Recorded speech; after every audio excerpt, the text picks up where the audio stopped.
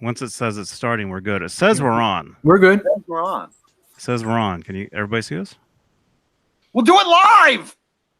Yeah. Just in case we are on. Okay, here it goes. Hey everybody, this is Johnny Beane. All right. Pause. 5:38 p.m. California time, 8:38 Eastern time, June 11th, 2019. Google Hangouts has been, I guess, messed up or down, and luckily it just let us in. So we're here.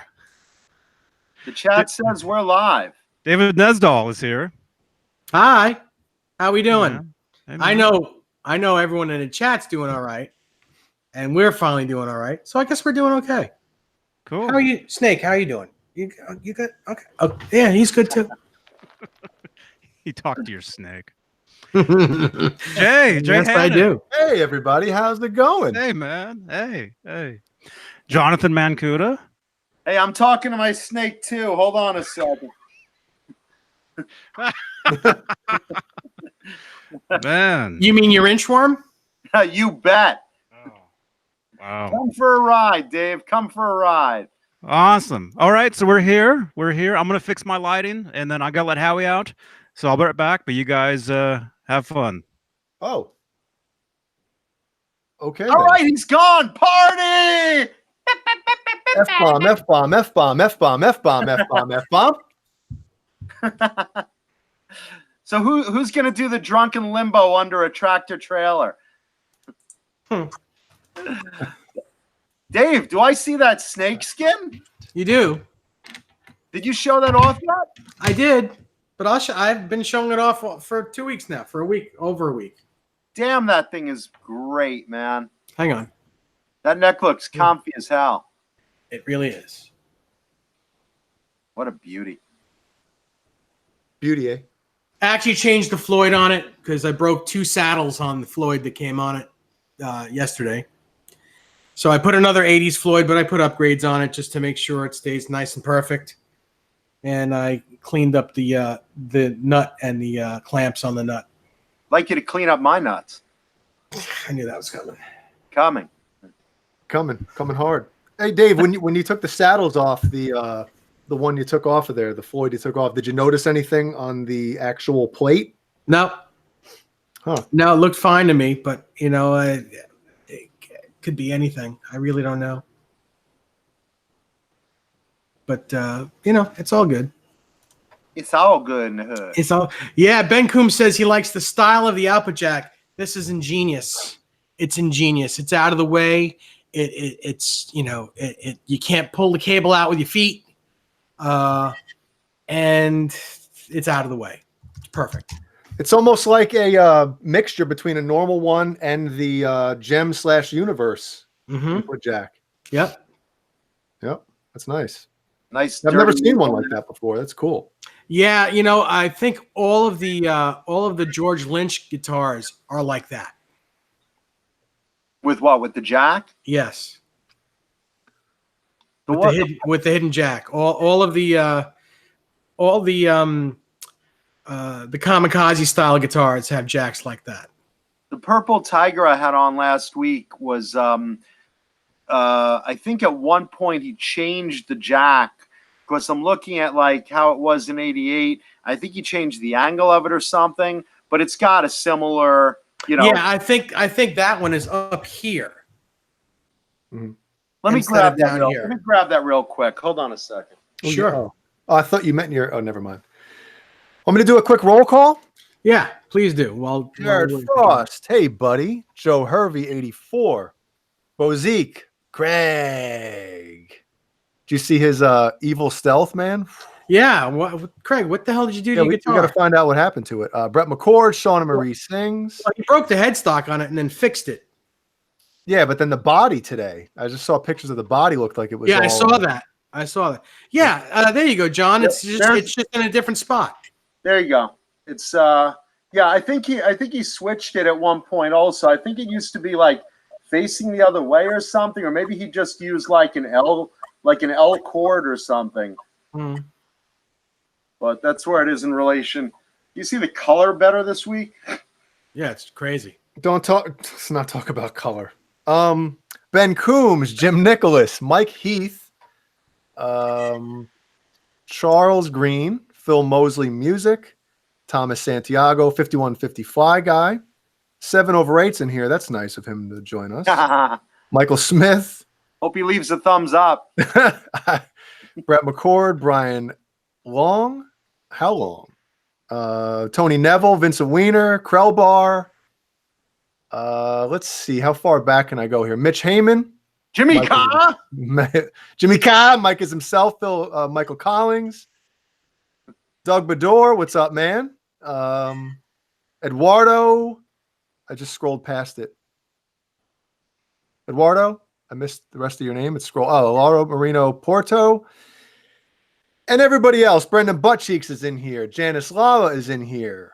Did I miss anybody? If I missed anybody, say hi again and we'll say hi back to you. We're happy you guys are here. Very happy. Indeed. After today, we're happy we're here. And Johnny's back. Yeah.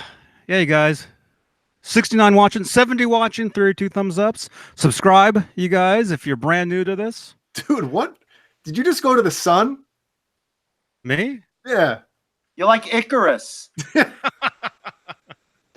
I don't know. I took the filter off my light because it was too dark. Jesus Christ. You gotta check. You gotta get your blood pressure checked, man. It's like you took the filter off your coffee machine and dunked your head in there. My lighting's always horrible. You know, it's always terrible. No, but I have gotten a lot more sun lately because it's John. Has it been super hot down there too? We have, for those that don't know, we have a heat wave in Los Angeles. Today was 105. Ooh. Like a fist in my ass with a hot poker. Yeah. California is burning up. Look at me. I look like I'm totally sweating and I'm really not, but maybe I am. You've got it. You know, like with the newscasters before they go live, they have the people with the brush putting the stuff so they don't shine on camera. That's what you need off camera. Have Howie. I know. Put your stuff on. I know.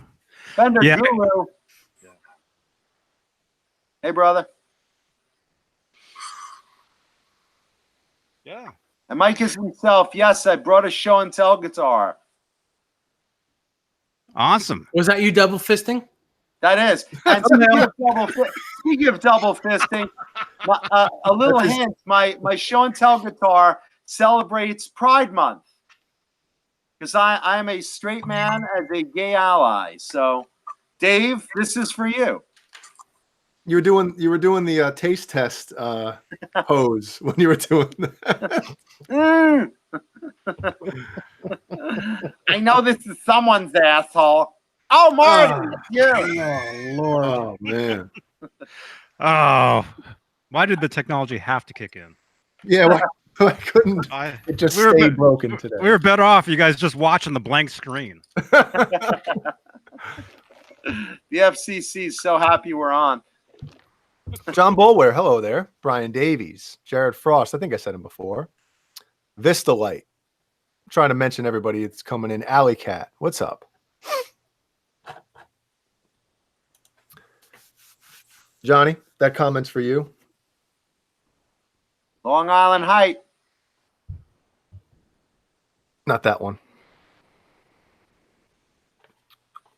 Well, John BL, are you here? I just want to say again, thank you for this. I appreciate it. How's that? That's better, isn't it? Yeah, that's better. Yep. Okay. I've got the super bright light in front of me though now. It's crazy. Oh, now it sucks again. Man. Yeah. Yeah, it was 100 degrees up in Walnut Creek today. I got to be up there on Thursday, and luckily it's going to be back down to 80 or something. By the weekend, it's supposed to calm down a little bit, but like all week, we're in the 3 digits. Yeah, yeah, and this is hot for Santa Cruz too. You know, it's not supposed to get this hot here. Yeah, the paint is melting off my guitars, so my eye water is fogging up and my sperm is boiling. So I just got a text about Craig's guitar. He said, because of my original PV leather guitar strap, the Velcro let loose and slipped out of the dog clasps. Dropped on the concrete, broke the headstock in the same place as Eddie's, which is pretty funny. Yeah. I was going to do a 7th tuner, 5150, but changed my mind. The neck is fixed. He's going to paint. Wait, the paint and body suffered damage, and he's stripping it now, and needs it done by Pete's party, Dave. So he'll be playing with parts of Van Hagar. Oh, cool. He said, stay tuned for the guitar's rebirth. Awesome, man. We will. Very cool. Wow. And that's CHS Customs. Mm-hmm. That's good that headstock broke for authenticity. Yeah. Yeah, I would have, if I was him, I would have done the 7th tuner thing, you know. 7th tuner on a stealth guitar. It's the only one that's the only one ever done. It would be cool, but that's okay. It's his guitar. He can do what he wants to do with it. Mm-hmm. Hey, Tony. Jay, you got a question in the chat. Do you still play the Rickenbacker that you played at Ozfest in 2005? You played a Rickenbacker? I don't think I've ever touched a Rickenbacker in my life, to be honest. I can't tell if that's a joke or not. No, Tony, I played black. I played the UV. What is it? The 777 UV7. UV7, the Mirror Pickard one. That's downstairs right now. That's the only guitar I played on Ozfest. Tony was watching Ozfest without his glasses. He's like, I think that's Jay Hannon. It's like Mr. Magoo. Is that Jay Hannon playing? Oh, man. I don't think there was any guitar player on Ozfest in the history of Ozfest that's played a Rickenbacker. Except maybe a bass player. Mm-hmm. Yeah. Maybe. Well, wasn't Lemmy on an Ozfest, and didn't he play Rickenbacker bass? I don't know. I know he played one, but I don't know if he was. If he was on, if Motorhead played an Ozfest, it was probably one of the, special shows like somewhere in California or something. Because the one we were on, like Slipknot played one show, Velvet Revolver played one show. Who else? Some other big band played a show as well. But yeah, but I can't see him doing the whole thing. I would look really stupid playing a Rickenbacker, to be honest. Actually, I think it would have been cool. I think it would have been cool. Brian Landreth, yes, I did get that photo. It's a cool guitar, really cool looking guitar. Sent a picture of a Valley Arts Steve Lukather type guitar that he wants to build, or he's looking for one. Mm-hmm. That's cool. Yeah. Hey, Jared. Did you guys talk about Jared yet? The Subway guy? No, God. not that guy. Jared Frost. Jared, did you mention it in the chat? Yes, he did. He did. He got a shark. Yes, he's got a shark. He says it's the best sounding guitar ever. It's very lightweight. Mm-hmm. Congrats, Jared. The best sounding guitar. It's better than any other guitar that he has. That's what he said. Wow. He's got that, and he's got a Squire. So yeah. So basically, it probably sounds better than the original right now. Before Eddie hacked it up. Gets played more. I was telling you guys, the one that I played at NAMM played and sounded, it was incredible. You know, those guitars are getting better and better. Mm-hmm. And Cameron Brown just this morning just received a red, black, and white Stripe Series EVH in the mail, and he said he hasn't put it down all day. He's not in the chat just yet, but he said earlier today that he couldn't put that guitar down. It was so good, really good. Mm-hmm. He said he put a brass block on it. He's waiting for a 1984 reissue Floyd, but until then, he put a brass block on it and upgraded the Floyd that was on there. He said it's great. Mm-hmm. Oh, I saw his Instagram. Mm-hmm. He did an Instagram story on that, I think. Yeah. Amazing what a difference those blocks make. Yeah, it really does. 5150 Fly Guy asks, the pickup is a Wolfgang. Yes. In the Shark guitar. Is that what you're asking? Oh yeah, the Wolfgang pickups in all those guitars. And Jared, does the neck pickup work? Because I can't remember. Because on the original one, the original guitar, it doesn't.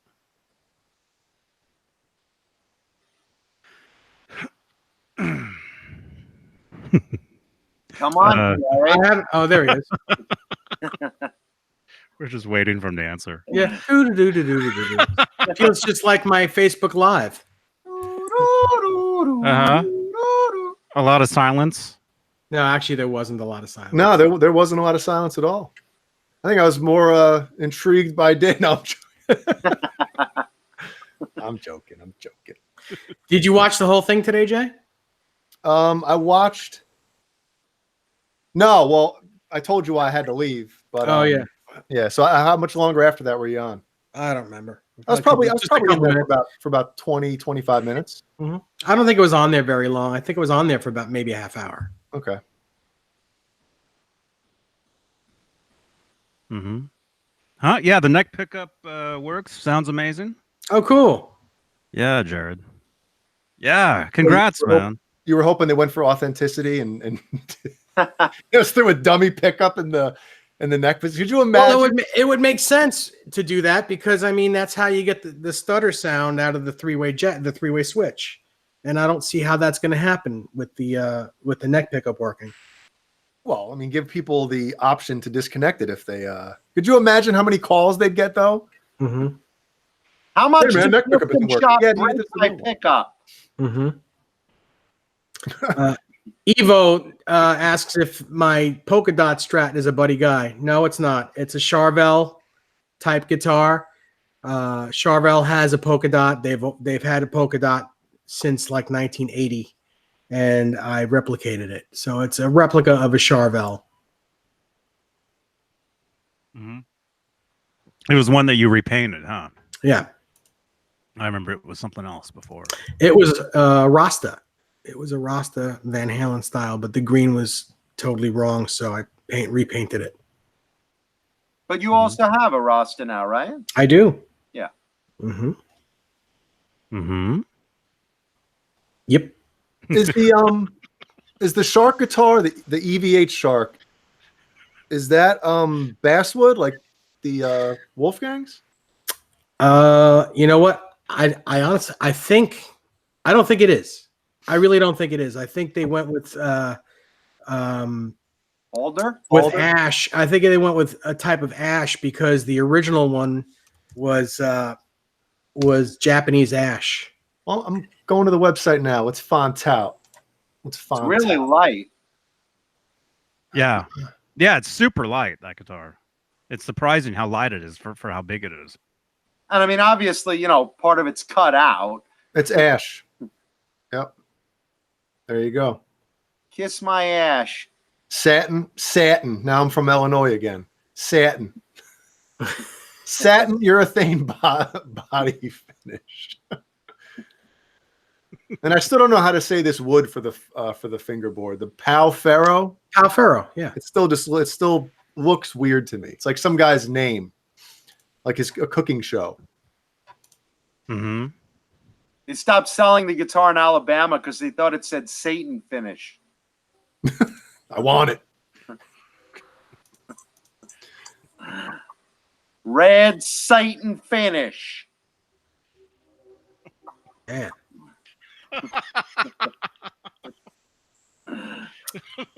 Nice. Evo asks if anyone's ever played a Malmsteen Strat. I have. I know Craig in the chat has one. I know he loves it. I played one of the replicas that Fender made. I've also played a replica that a buddy of mine made that actually kills the Fender version. They're all good. I'm not a huge fan of scalped fretboards, but they are cool guitars. You just have to really play very lightly, and I know Malmsteen does. So, When you say Craig, do you mean Craig Rundles or a different Craig? no, Craig Wannabe in the guitar chat right there. Love my YJM on the bottom. Okay, I played Craig Rundles, which is like really, really a spot-on replica, and I'm the It's same. the Fender replica. It's not. It's. I'd say about 90% spot on. It's not all there. Well, I think he probably modded his a little bit because that's what he does. Mhm. And all I know is I'm also not big on those scalloped frets. I know it's like an Yngwie thing, but I need to feel something under the strings. It's actually it's a Richie Blackmore thing. I think that's where Yngwie got it from. But yeah, Yngwie made it really popular.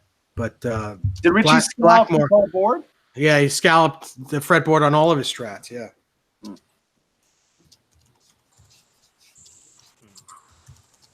I think it's really a neoclassical thing. So violinists start scalloping your fretboards. Speaking of Yngwie, did you guys see that article? I don't know when this one was posted, but it's about Yngwie Malmsteen, and he calls Floyd Rose horrible and explains why he refuses to use humbuckers. Have you guys seen this? No. It's from Guitarist Magazine. From what year? Yngwie Malmsteen took aim at the renowned Floyd Rose vibrato arm, calling it a horrible piece of equipment. He said, I wouldn't use a Floyd. They're horrible. What they do is cut the neck off at the nut. All the harmonic response is in the headstock of an electric guitar. Anyway, I never understood why you would need one. My strats don't go out of tune. So They're never in tune. Pay him. His strats are never in tune. He tunes. So Floyd wouldn't endorse you, huh, Yngwie? Yeah, right. And Michael Collins, you're not the first person today to ask me on this show if that's a Buddy Guy strat behind me. It's not. It's a replica of a Charvel. Charvel has had a polka dot guitar since like 1979, 1980. And I made a replica of a Charvel with a polka dot finish. Yeah, Pikachu finish. Yeah, BC Rich knows the interview that I'm talking about. Let me read the part he reads, or he says about the humbuckers. I don't like humbuckers either. I like the single coil, but stacked. With a traditional humbucker, the definition of the note becomes more muddy. That's because of its magnetic window. A single coil pickup's magnetic window picks up less of the string, so it has more accuracy, but it hums a lot. If you stack the coils, you get no hum. Gibson-style pickups are often hotter, and what happens then is you muddy the original source of the sound. My pickups are not so hot that you have a distorted signal. It then goes to my Fender pedal that I designed, trying to sell something here. Then it boosts the signal up to my Marshall that I designed, which is a regular 59 super lead. So if you designed it and it's a regular 59 super lead, what? It's got some things on it that he designed, but it's a regular super lead. Yeah. There's some extra added stuff. Buy my product. What? Johnny Beane, you're very funny. I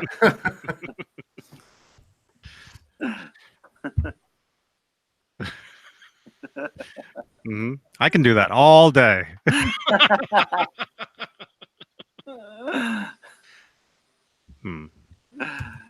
I don't know. I see what it's Yngwie, right? What he's saying about how it cuts the at the top because it totally mutes, all those harmonics up there and stuff. But I don't know. Truthfully, I've never been a fan of his, so I really have never really heard his music. Well, I am a fan of him, not as much as other players, but his album that came out in the early 90s, I believe, called Fire and Ice. That album is great. The songs are great. The vocal melodies are great. His playing is obviously great.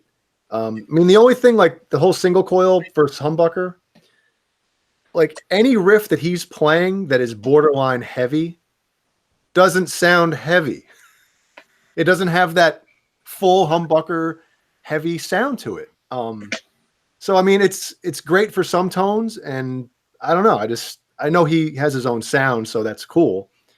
But I don't know. I just think if you're more of a hard rock, heavy metal guy, I want a heavy, big ass tone.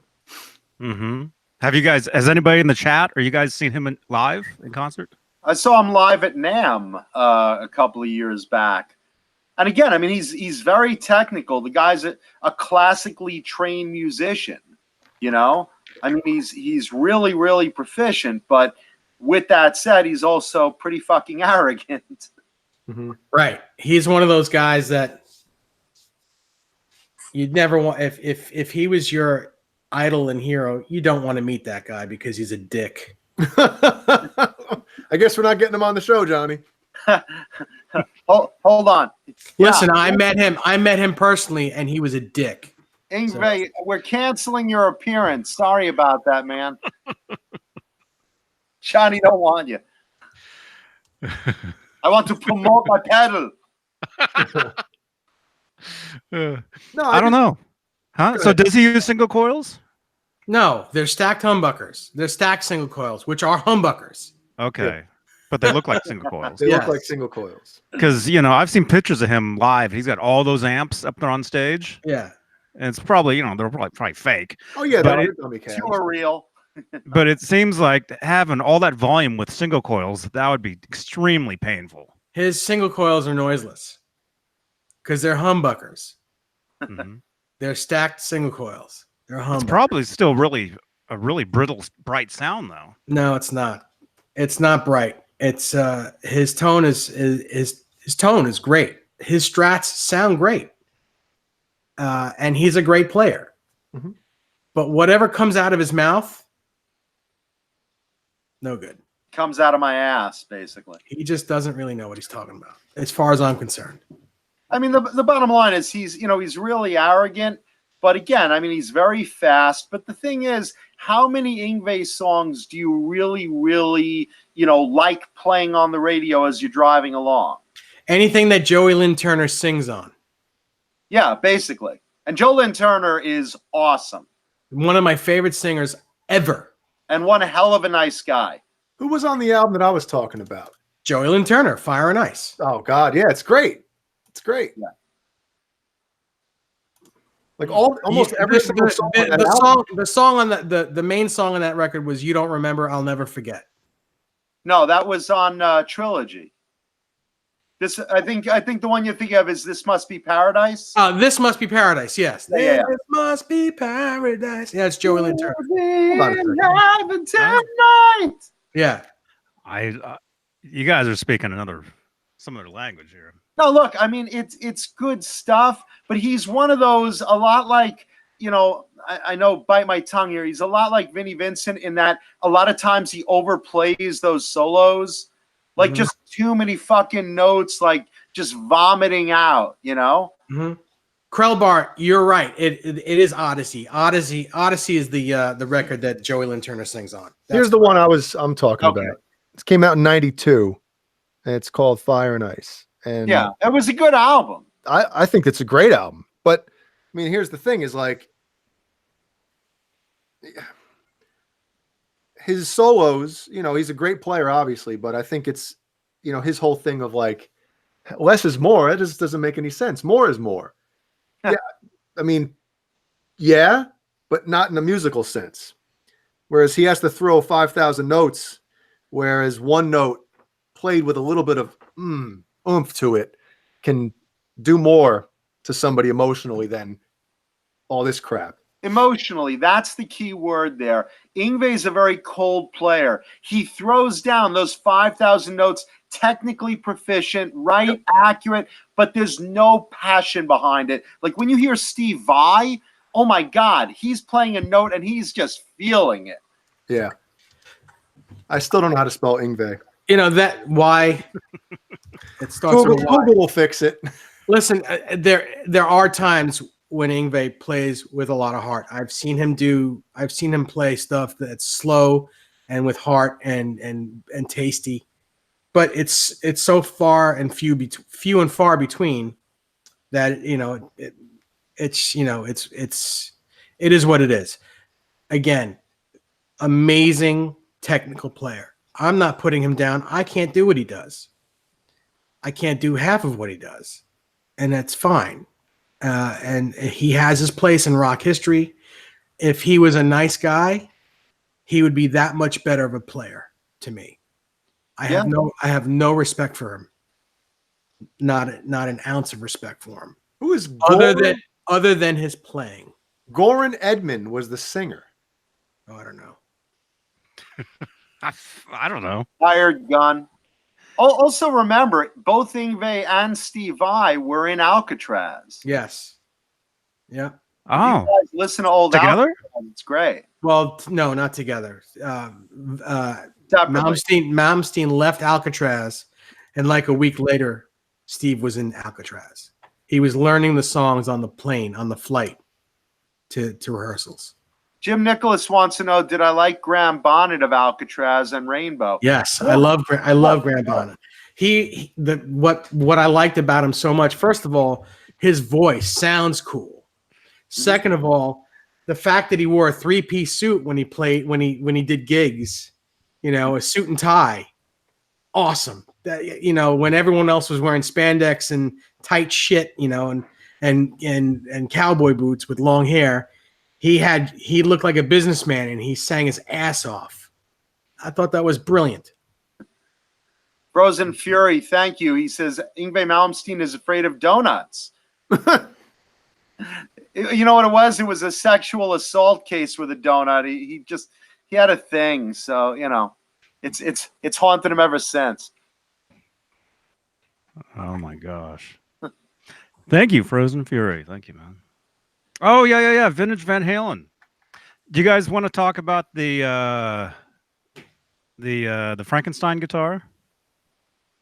Always. What about it? Let me find the message. Wait, what have we not covered on that guitar? Yeah. I know. What brand of screws are on the back plate? I mean, what? There are no back plates.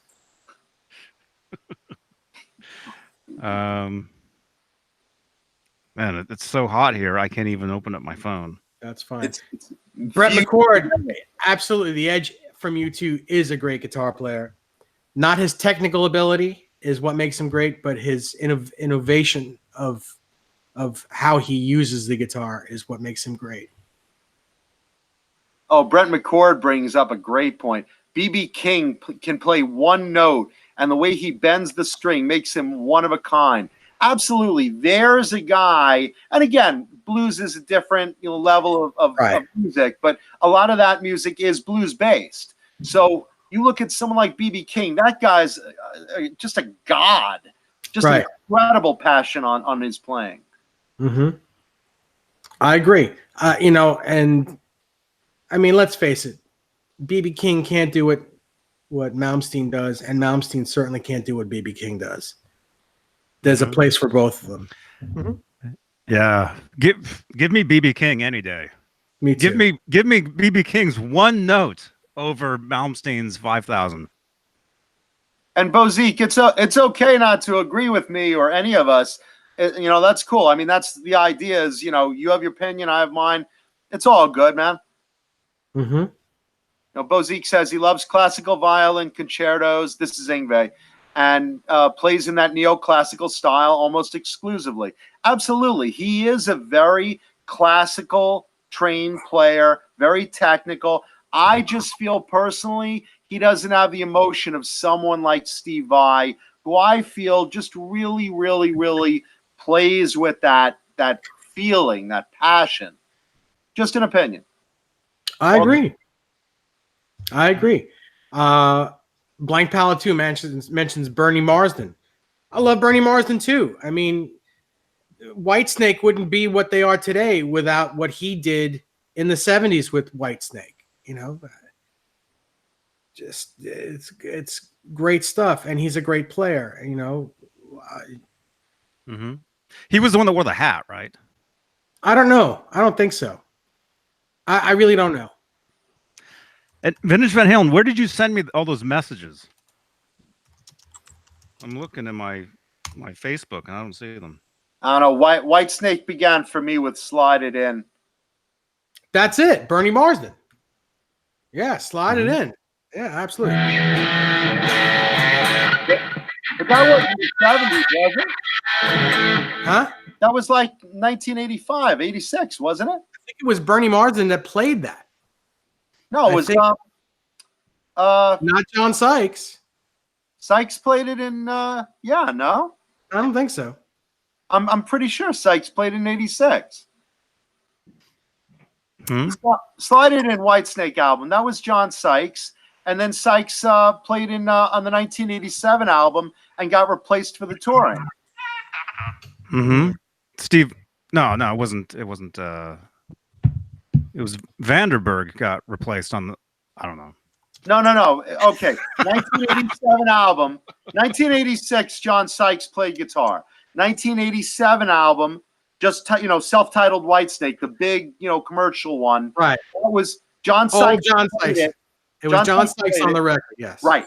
And then I think like one solo was Vandenberg that they re-recorded, and then the rest of it was Vivian Campbell and Adrian Vandenberg for the touring and the videos and stuff.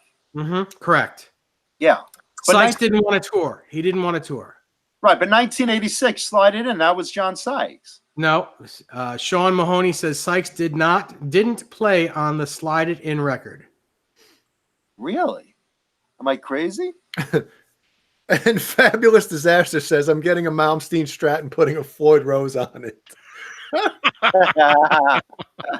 Blank Palatu said Bernie Marsden did all the hits, then Sykes replaced him, but Marsden did all the original. But wait a minute, didn't that album re-record for the American market with John Sykes? I don't know. I would swear that they. I know. You know what? I know there was two versions of that record, but I thought Bernie Marsden played. Then that's it. We're both right. If I'm remembering this now, are we boring you, Jay? No. I just had a tingle in my pants when I saw Jay's mouth so open on the screen. He's watching those Catane videos again. Here I go again. No, I think you're right though, Dave. I think they recorded a version for Europe, and then for the American market, they re-recorded it with Sykes. Okay. Because that's the version that I heard was the John Sykes version. Did they redo a lot of their songs though? Because I remember my favorite song, "Fool for Your Lovin'" with Vi. That was done earlier, correct, in 1980. Bernie Marsden did that as well with the guy, and I think he wore a hat. I think he wore a hat on that. That one was a remake of the early version. Yeah, I think Whitesnake did a live record in 1980 or something, and it had that song on it. It is an old song remade for sure. And it's a great song. Both versions of it are great. Mike as himself said they re-recorded a lot of the hits, "Crying in the Rain," etc. Yeah, they kind of glammed him up, with those videos and just said, "Well, let's put Tawny. We got to re-record the song because we got to make a video and put Tawny in it." Yo, which video is it, man? I was showing Jeannie the other day. Which Whitesnake video was it, man? But it's the one where it's got Coverdale on like this thing, and he's got the mic stand, and he's doing these he's holding the mic stand, but he's doing these really funny thrusts. Still the Night. Still the Night. Oh my God. Right. Well, what he's trying to do is he's trying to act like Robert Plant in that video. It just looked. I was like, Jeannie, look at this guy. Well, he was like a Robert Plant impersonator actually back then. Everyone thought that Whitesnake was the new Led Zeppelin. Oh, actually, I like him better than Plant myself. Well, me too. I think he's a much better singer. But Plant is back when they were doing that. He was the best. Yeah. Krellbar says the commercial album, the 1987, was all John Sykes with Vandenberg playing on the "Here I Go Again" solo. Sykes is amazing, man. Blue Murder after he left Whitesnake was terrific.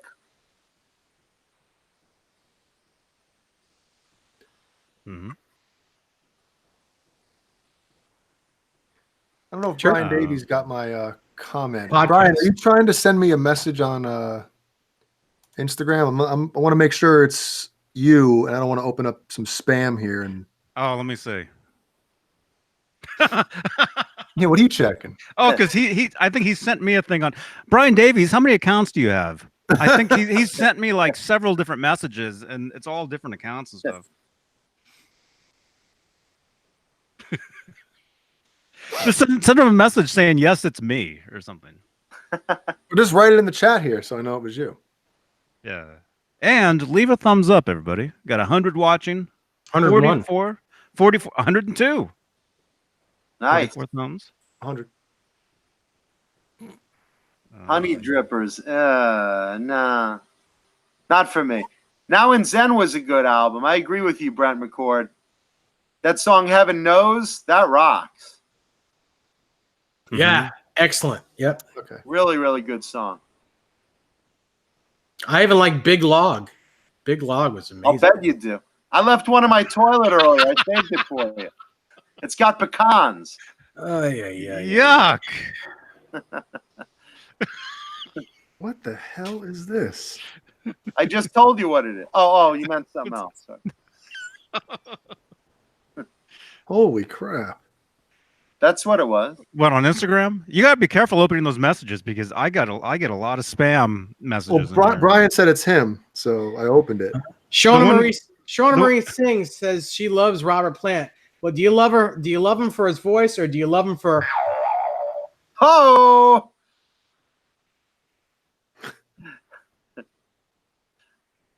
We want Robert to plant one in you. Oh, I wasn't gonna go there. I wasn't gonna go there. Wait, who are we talking to? Shauna Marie. Oh, I'm sorry. I was responding. I didn't know you. Well, she said, all right. She's a good sport. She said both his There voice you and his. I mean, because when you watch the Song Remains the Same, I mean that thing just hits you in the eye anyway. that phallic zeppelin on the cover is just flying by. What, the rolled up tube sock in his pants? That's what hit you in the eye. I don't know if it's that. It's like, has anybody seen that? What was his name? Who was the singer from Nitro? Oh, Jim Gillette. Yes. Jim Gillette. He took one out of his pants or something. You know that video he does? Yeah. Come on, if that's not stuffed, then he's in the wrong industry. You know what's funny? Nitro was never a good band, but he put out, for some reason, this instructional video on how to sing like 10 octaves up above normal. And, people are like, wow, I want to sing like Jim Gillette. It's like, why, man? The guy's like really struggling, like living in his car, Well, he didn't say live like him. He said sing like him.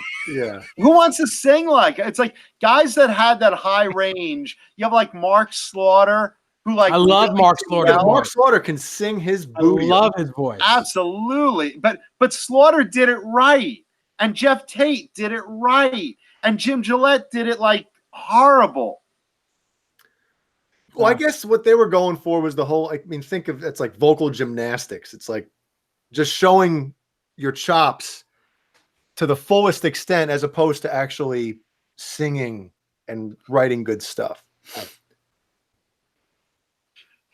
Yeah, you married Lita Ford. How'd that work out? Who did? Jim Gillette? Jim Gillette was married to Lita Ford. Oh, wow. Yeah. Taylor Petrie asks, hey, Dave, Eddie said he created his own pickguard for the 1978 Frankenstrat. What did he use for the pickguard? What material? You know what? I don't know. Maybe parchment, maybe black parchment. I don't know if parchment could be black. I think it's just white. I don't know. I really don't. I think the person to ask, maybe Mark Blankenship. Contact him on Facebook. Mark Blankenship. He may know. Didn't he say in an interview what he used? I don't think he said he cut it out himself with like an X-Acto or a scissor or something. Scissor. I think he's just said he cut it. He made himself a pickguard and cut it, but he didn't say what he used. There's different ones. There's the original one, and then there was he's talking about the black one, I think. The black one, and then Fleetwood Mac says he cut up a record, and then there was the one that was on just the control piece in like 1980. Right, but I think he meant the in 1979 the black Fender style pickguard that was on the guitar, with one humbucker. Wow, if he used the record, that's actually really cool. I don't know, because I don't think it was a record, because I think we've talked you can about see grooves in a record from far away. Mm-hmm. You can see at least the grooveless part because it's shinier, and you can't see any of that on the pickguard. So I don't think it was a record. Mm-hmm. The talking Wow. in the chat about Mark Slaughter when he was with Vinnie Vincent. That was a great album, man. Slaughter's voice is terrific. Like one of the best vocalists of the 80s, in my opinion. Literally. Very strong, very clear. And the range on that guy, whether it's Vinnie Vincent or on Slaughter's own album, just terrific. Well, the thing about Mark Slaughter, especially on those first two albums, which I love, and I didn't really find them out until later. I was never a Slaughter fan when I was younger, but I'd say about 5 years ago, I was like, holy crap, this stuff is great. But when he goes up there and hits those notes, it almost sounds like easy, It's like effortless for him to hit those high notes, and you're like, Jesus, listen to him nail that, man. Absolutely, he makes it sound like it was second nature. Yep. Like he's talking, like we're talking, and some of us don't even sound good when we're talking. Oh, dude, I used to do at karaoke bars. I used to do "Fly to the Angels," and like to get to those notes. I mean, you gotta go falsetto. It's all And falsetto. some people can't do falsetto. It's not easy. I can do it falsetto, but it's like he's not. He's doing it like real deal. Like those are his pipes. Mm-hmm. And Jim Nicholas is right. Mark Slaughter is a fantastic guitar player. Mm-hmm. He really is. And a hell of a nice guy. Mm-hmm. Quentin James says Richie Kotzen has an amazing voice too. He is one of my favorite singers. He sounds like updated Motown to me. With in rock and roll, like a rock Motown type thing. He's unbelievable. Guitar playing is crazy. His voice is crazy. The songs are really good. I can't understand how he hasn't gone like he has nothing on the radio. I have all his records and all the songs are great. Even the throwaway songs are great. Mm-hmm. I've seen him live a few times. He's got a new video out, actually. Yeah, it just came out this week, I think. Yeah. Mm-hmm. Taylor Petrie wants to know what I think of Stephen Pearcy's voice. Back in the 80s, Pearcy had this really unique, raw, rasp kind of voice, but he's so blown it out over the years. I mean, I've heard him play over the years in the last few years, and he can't hit those notes. I mean, a lot of guys age, they can't hit those notes the way they used to, but he really just didn't take care of it, That's right. That's right. And even back then, he wasn't like, the tone of someone like that could hit those high notes like Slaughter or Mike Mativic of Steelheart, Kip Winger. or yeah, right. I mean, just a lot of guys. I mean, Davey Vane of Vane. Great. I've got a great analogy for Stephen Pearcy's voice. Go ahead. Stephen Pearcy's voice is the same as the way Stephen Pearcy's voice today is the same thing as the way Vince Neil looks today. Oh, shit.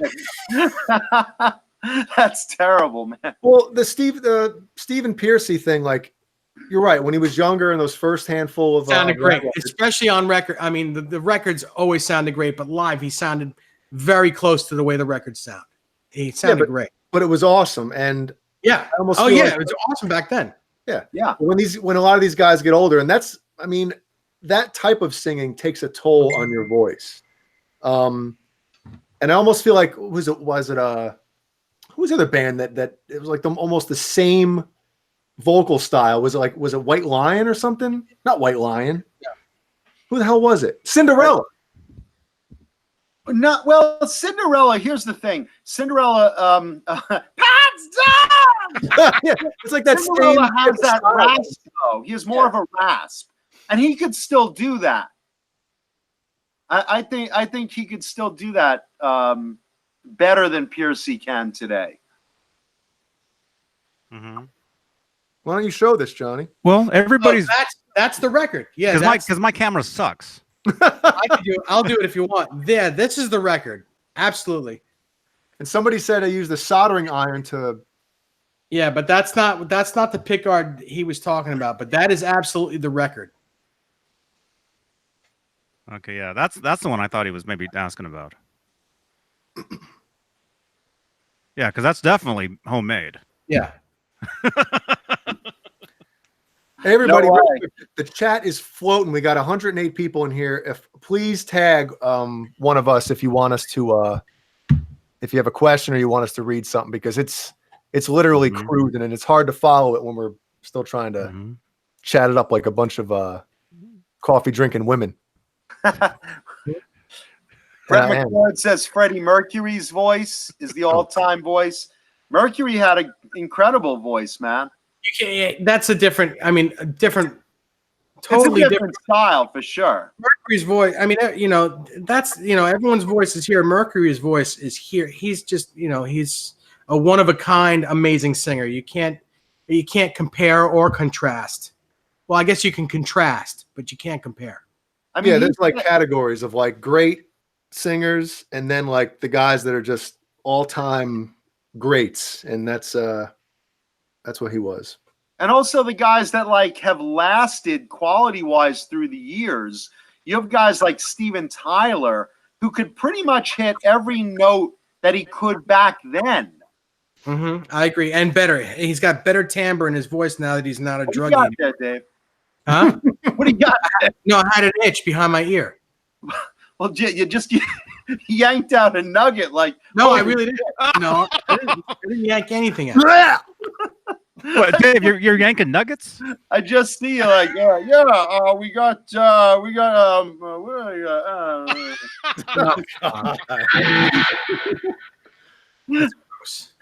I just. Vistalite mentioned Sebastian Bach. In my opinion, as far as rock records go,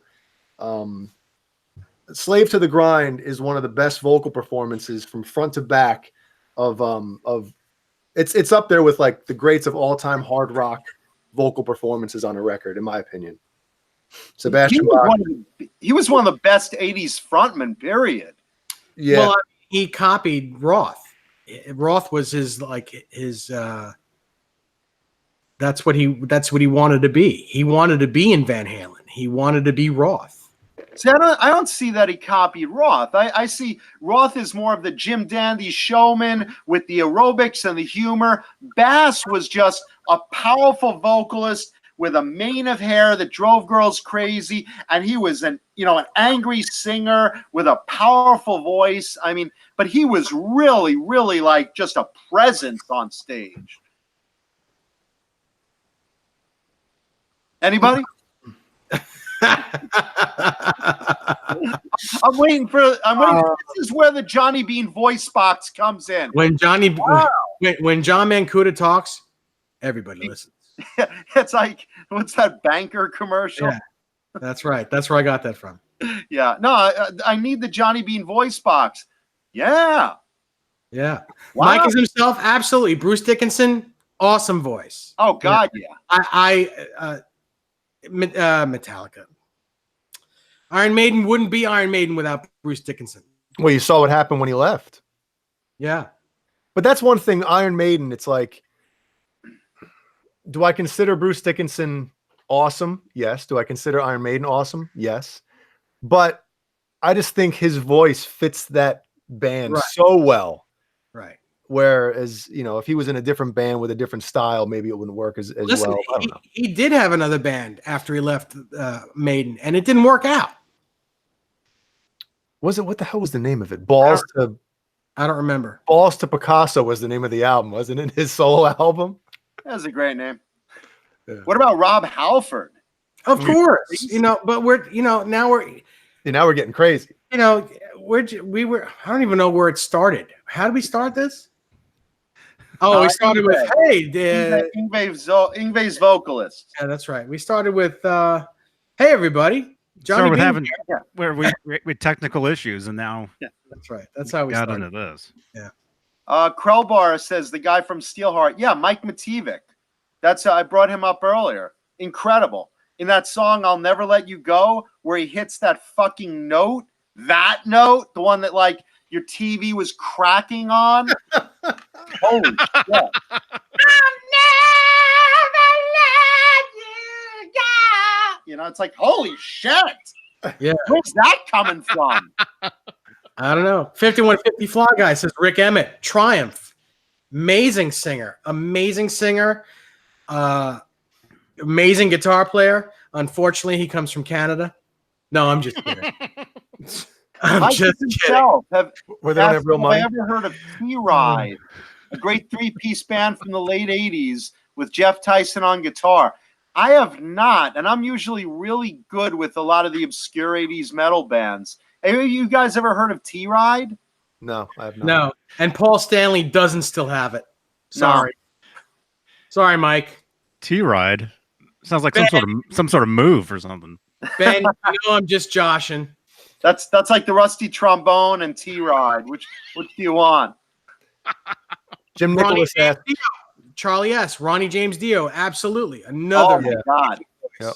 The voice that came out of Little Dio. And there's the guy that gave us the devil horns, too. So it's like Black Sabbath, Rainbow, Dio. What was the other one he was in? Dwarf or something? Or what was that other one? Hey, Johnny Beane. Yes, there's a buddy guy strapped behind me.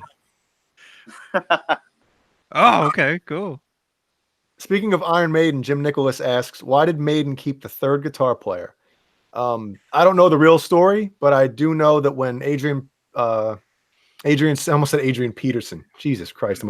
Why did they or why didn't they? Why did they keep the third player when Adrian Smith came back? Oh, I know why.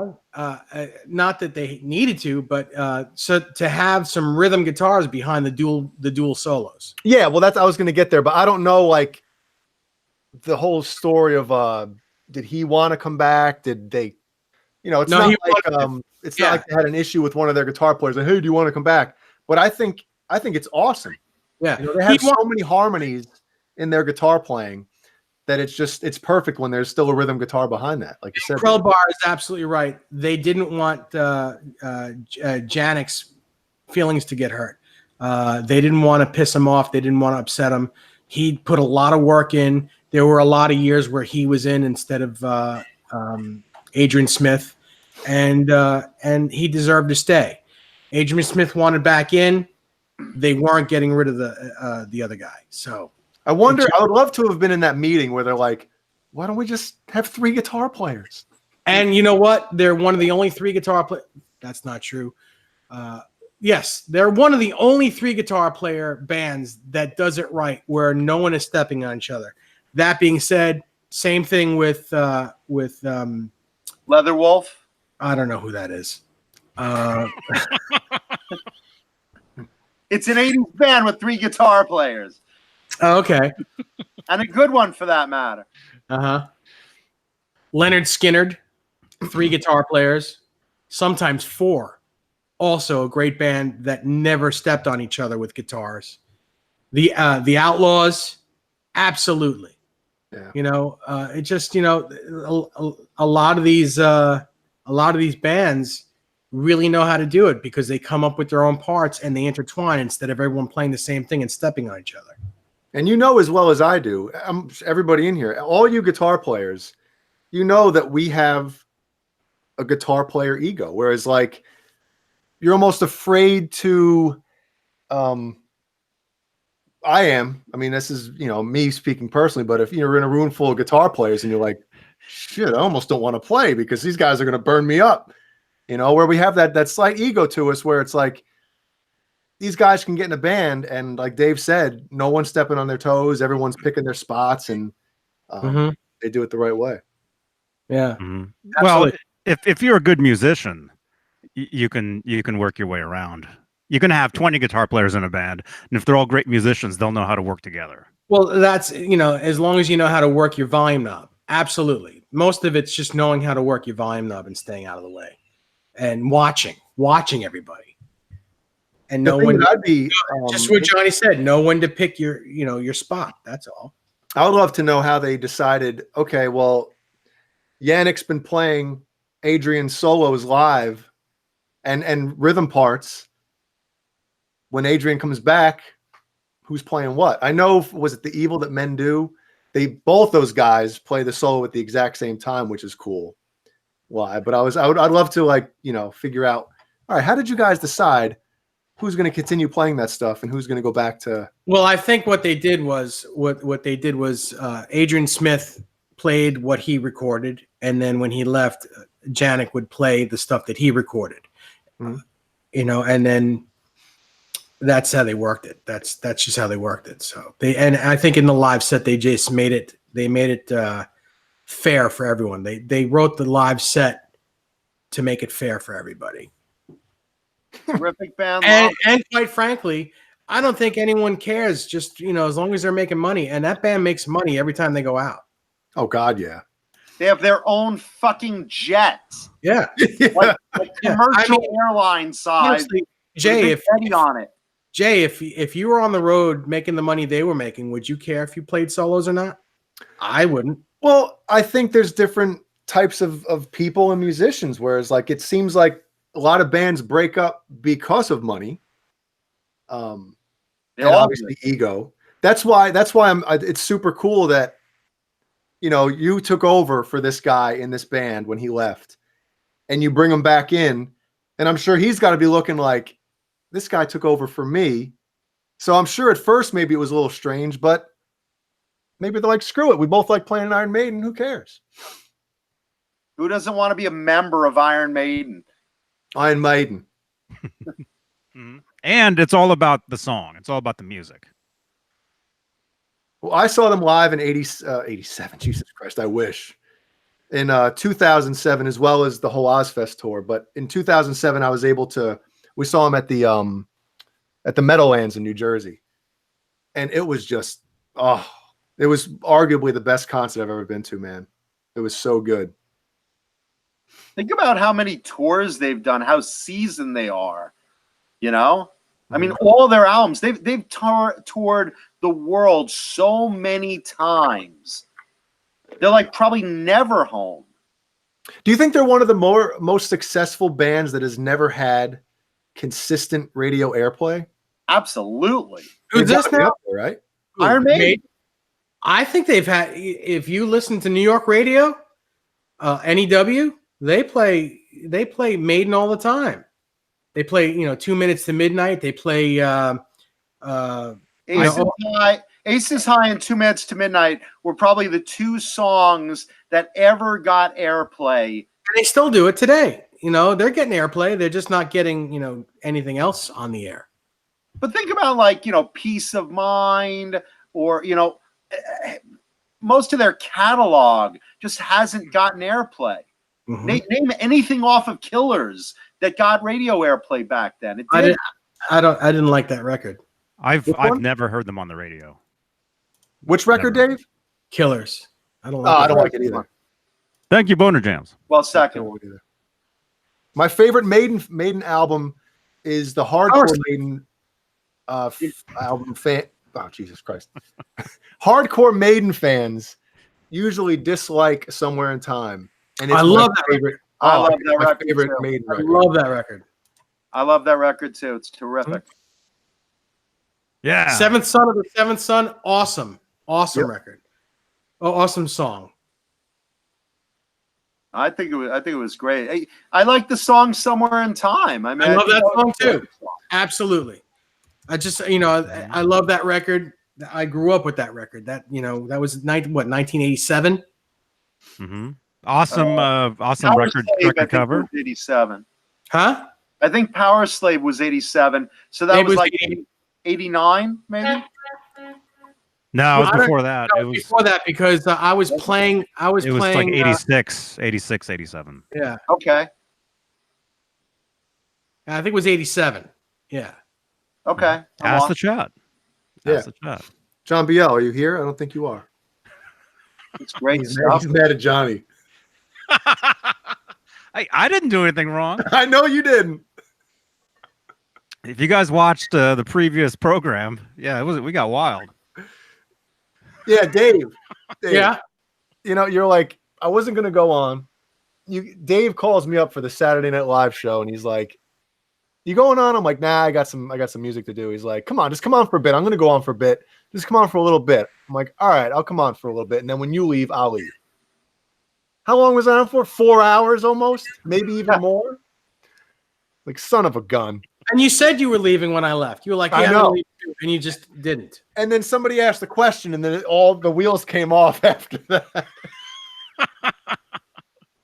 Mm-hmm. And then look what happened. Yeah, and then look what happened.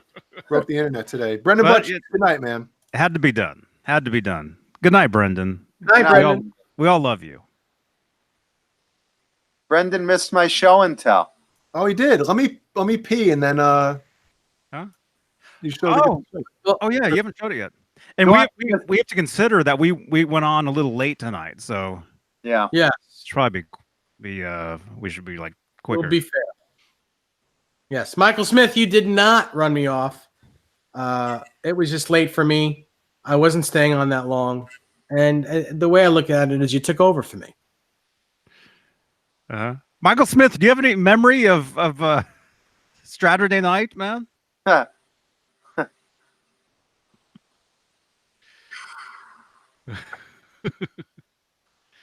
Yeah, Steve Carmichael. Pee break, everybody.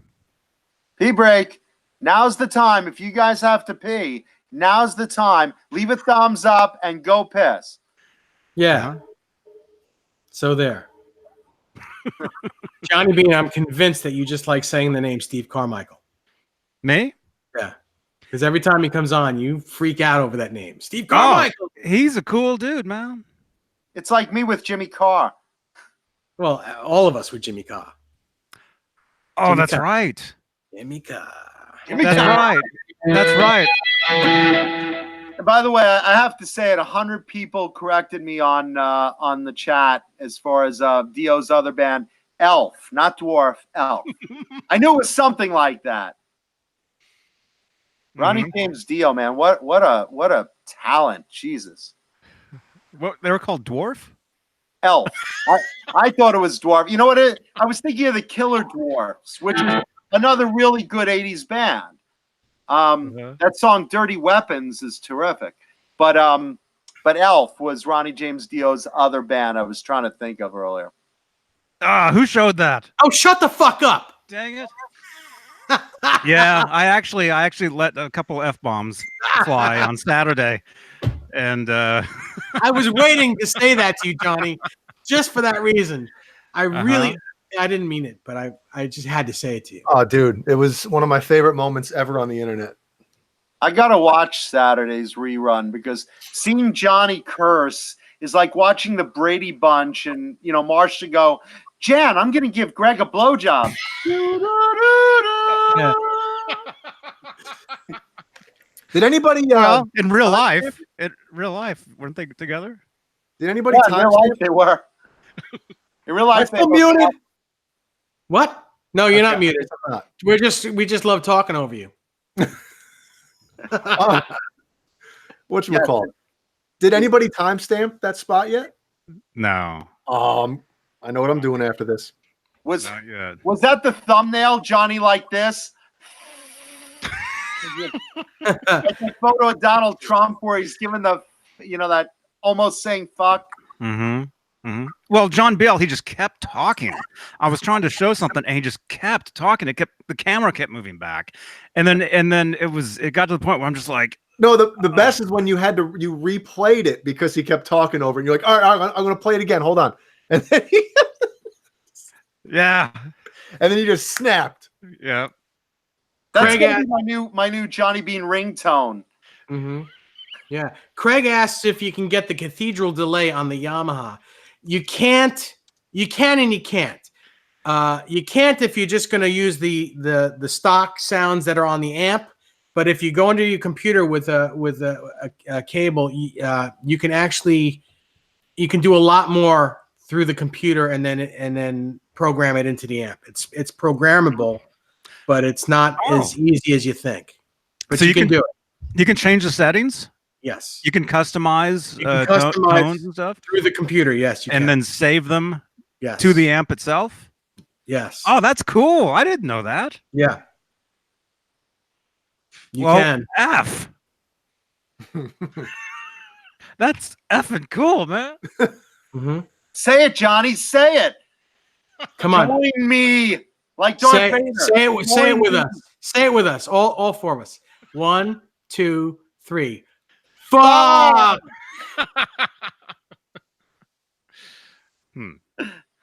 He didn't say it with us. No, Johnny, I'm not mad. I'm not mad. So Johnny was like, "Yeah, wow." oh yeah. No, it's only when I'm quick. super PO'd, man. That's when the swearing comes out. Real quick. Mm-hmm. I just love that. All right, well, the pee break's over. Let's get down to brass tacks. Were we supposed to talk about the Frankenstein? What was that about? I sent you guys that message. Yeah. Vintage Van Halen. Okay. On YouTube had a question. What was? Are you still here? I think the question was basically, would the Frankenstein guitar be as popular today? Would we all be as crazy about that guitar if it wasn't striped? No, he said, I don't think so. He said if it was just red, but I told him originally the guitar was black. Mm-hmm. Yeah, I think originally it was sunburst. He painted it black. I think originally, because you've seen pictures of him playing a sunburst Strat with a humbucker and 2 single coils. It's the same guitar. It was originally sunburst, painted black. Then he played it as a black guitar, and then he started striping it.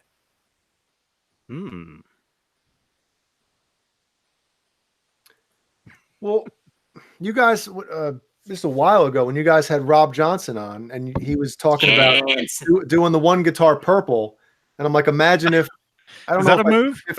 5150 or the Frankenstrat, if that was purple, would we be as crazy as we are? It's like I'd be more crazy about it.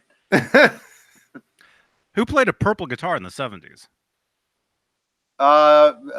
Greg Chiquito of Starship played a purple BC Rich Mockingbird. Chiquiso. Chiquita, banana. Chiquito. No, but think about it. I mean, I agree with the notion that if Eddie didn't do anything to that guitar, if it was just a solid color or even sunburst, of course he would still be arguably one of the best guitar players ever to live. But it wouldn't be as cool with him holding that striped guitar. Totally. Oh, it's like Steve Vai with a neon green, It's become just a super iconic guitar, especially when he painted the red over it. Yeah. I think the guitar was originally just bare wood, though, wasn't it? Well, he said about when he pulled it out of the thing, it had a big knot in it.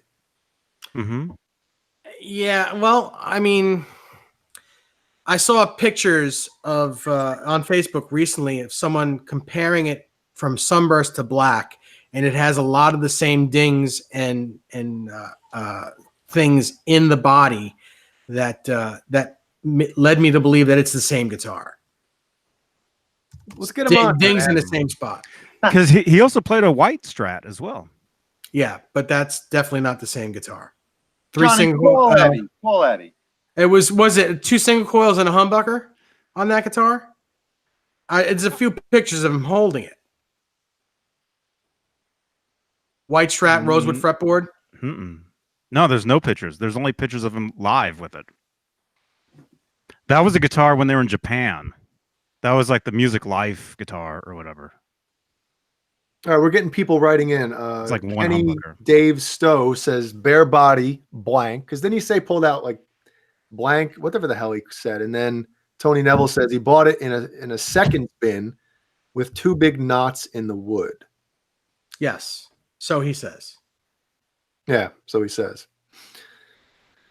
I mean, the thing about the 80s, if you were a guitarist And there's so many other guitarists out there. Even if you're Eddie, or late 70s in this case, you really want to stand out. And those graphics gave you an identity. Eddie's stripes, Randy Rhoads' polka dot guitar, George Tiger stripe. Mm-hmm. Yeah. D. Martini's cross swords and snake skin. Did someone say snake skin? There it is. But that's the thing. I mean, your graphics at that time was like your brand, your identity that people remembered, more than just, hey, he's playing a black Les Paul, Mm-hmm. Mm-hmm. So let's say if the body had 2 knots in it, why would they even make it sunburst? Because it could have been in the black part. It wasn't born sunburst. But it could have been in the black part. You mean it wasn't a sunburst tree, Johnny? They cut down the tree. It could have been on. It could have been on the back. Inside. We don't know. What color was the egg? He didn't say where the knots were. It could have been in the back. Mm-hmm. We would never know. But isn't there a picture of him playing the guitar and it's just bare wood? Did you see any knots in it when it was bare wood? I don't know. Yes, I've seen pictures of that too. There's only one picture. I've seen that, and I didn't see any knots in the front. So maybe they were in the back or on the side somewhere. Mm-hmm. See if I can find it. Didn't you guys have somebody from Boogie Bodies on talking about this? No. Yeah. We did? Yeah. No. No. Yeah. We had somebody that got a hold of an original Boogie Bodies. But he wasn't from Boogie Bodies. No, but he went over to Lynn Ellsworth's house and took the guitar body with him, and they talked about it. He talked to him about the body. But we had this guy on the phone. Yeah, but we didn't have the guy. We didn't have anyone from Boogie Bodies. No. Yeah, that's what Jay just asked. Open your ears. Open your ears. Open your ears. I was going to say that, but I didn't want to sound like I'm angry at him. Because I've been told that I sound like I'm angry when I curse. I sound like I'm angry, and it's not good because I look like I'm angry, and people take offense to it. And people take offense to it. So you know what? Fuck you. No, I'm just kidding. Yeah. Well, Boner Jam says, excluding Eddie Van Halen, who is everyone's favorite guitarist of all time? Oh, wow. Me. Yeah. Johnny Beane. For myself, it's me.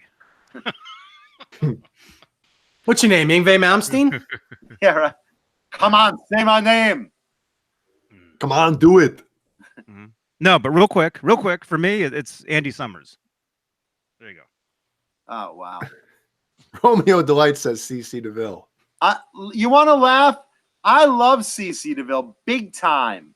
And he's just, look, laugh all you want. He's melodic. He wrote catchy songs. I'm a huge frickin' Poison fan.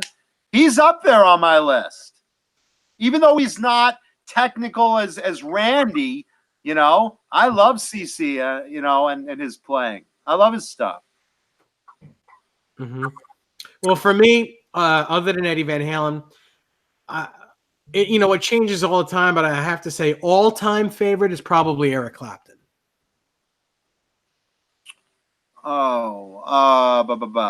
Because he was Eddie's favorite? No, because I always loved Eric Clapton, no matter, when I played gigs, I played like Eric Clapton. I didn't play like Eddie Van Halen. I played more like Clapton than Eddie. So people used to come up to me and say, "Man, you sound like Clapton." Thank you. On my end, I love C.C. DeVille. I love Randy Rhoads. I'm going to actually give it to George Lynch of my other than Eddie all-time favorite. Mm-hmm. Joshua Cozy says, Eric Clapton is old. What are you, 5? We're all old, dude. We're into 80s music here. Get it? Mine would be Steve Vai, but that's probably obvious. Speaking of Steve Vai, Dave. Yes. Friday night, we're going to have our friend Thomas McRocklin on. and there's a chance he might be bringing on. Don't say it. Okay. Don't say it. Okay. Let it be a surprise. But Well, but what I will say is it's going to be He's gonna 7 say it. p.m. 7 p.m. Eastern Standard Time. So make sure you're there. We're going to be on exactly at 7 p.m., not late. And the following Friday, we're going to have Liquid Charlie on at 6 p.m. Eastern Standard Time. Yes. And then the Tuesday after that, which is the 25th, we are going to have David Weiner from Steve Vai's band on here. So check that out as well. Nice. Big lineup. Yes. Good lineup. Awesome. I'll make sure to tune in. yeah, I think Oh, I'm you busy gonna all watch? 3 of those days. Oh. So I got a guitar. Anyone want to see it? Yeah, Yeah. I Sure. guess. What the hell? Yeah, why not? Yeah, sure. It's Tuesday. Mancuda brings on his junk. Yeah. And his guitars. Oh, you only have one to show us tonight? I mean, I think you should up the ante and just make sure it's 2 each time so we have, Don't time to show them. I'll run out of guitars after 150 shows. Great. Well, I'm going to show this one because for those of you that have gay friends, as I do in the entertainment business, this is Pride Month. So it is. The Pride flag for LGBTQ plus everybody is a rainbow flag. So today, boys and girls, I'm going to show a rainbow guitar I have as a tribute to my being an ally to a lot of gay friends. This, kids, is an old BC Rich ST3 Johnny Field present in Rainbow Crackle. 1988. Wow. I like that. I do too. It looks like a rainbow leopard. I love old BC Rich, and the ST3 for bang for the buck are great old guitars. These things have Japanese Floyds, usually Takuchi trems. This particular one has a Bill Lawrence pickup in it, and BC Rich made these kind of EMG-esque single coil pickups that really sound nice. This one has the graphic on the back too. Well, the back is super cool. Yeah. How Yeah, about you? it's really cool. I love those colors, man. I love that guitar. I'd use that. Yeah, this is so 80s. It's like the 80s threw up on a graphic. What did you say that Floyd was? I think it's Takuchi. It's not Takuchi, not to be mistaken for Coochie. Oh, yeah. Takuchi. That is awesome. Takuchi. Yeah, so Japanese licensed Floyd, basically. Gucci. Yeah, and I love the 80s crackle finishes. If you saw it, NAMM, like Jackson is bringing these back. Come on, let me finish. Jackson is bringing back a lot of crackle finishes. These were really popular in the 80s, usually one color. Guys like Tony McAlpine had like a green, blue with a little purple in one, and that was like a big deal. But sometimes like the painters like Dan Lawrence and guys like Glenn Matejal and Screamin' Lehman, they went crazy with some of the color crackles. And occasionally you got like a rainbow crackle like this, And, guys like C.C. DeVille had one, had a gunslinger, which is basically this with a single hum. And again, nice, awesome maple neck. These things run probably about like $700 used, and they're such good players. They're durable. They're American made. They're really, really great guitars. So BC Rich ST3s. And again, tribute to Pride, Rainbow, kick-ass 80s. That's right. That's like all the 80s colors right there, as far as like the fluorescent colors that all those guitars were. Yeah. Evo says almost like Andy Timmons' Hollow Flake or Hollow Flash. I don't know, Evo, I don't know if you know this, but John actually owns several of Andy Timmons' old Kramer Hollow Flash guitars. And he owns the coolest red one. I own 3 of Andy's guitars. 2 of Andy's were Hollow Flashes, and one was a red hollow and one was a black hollow. I have Andy's red hollow.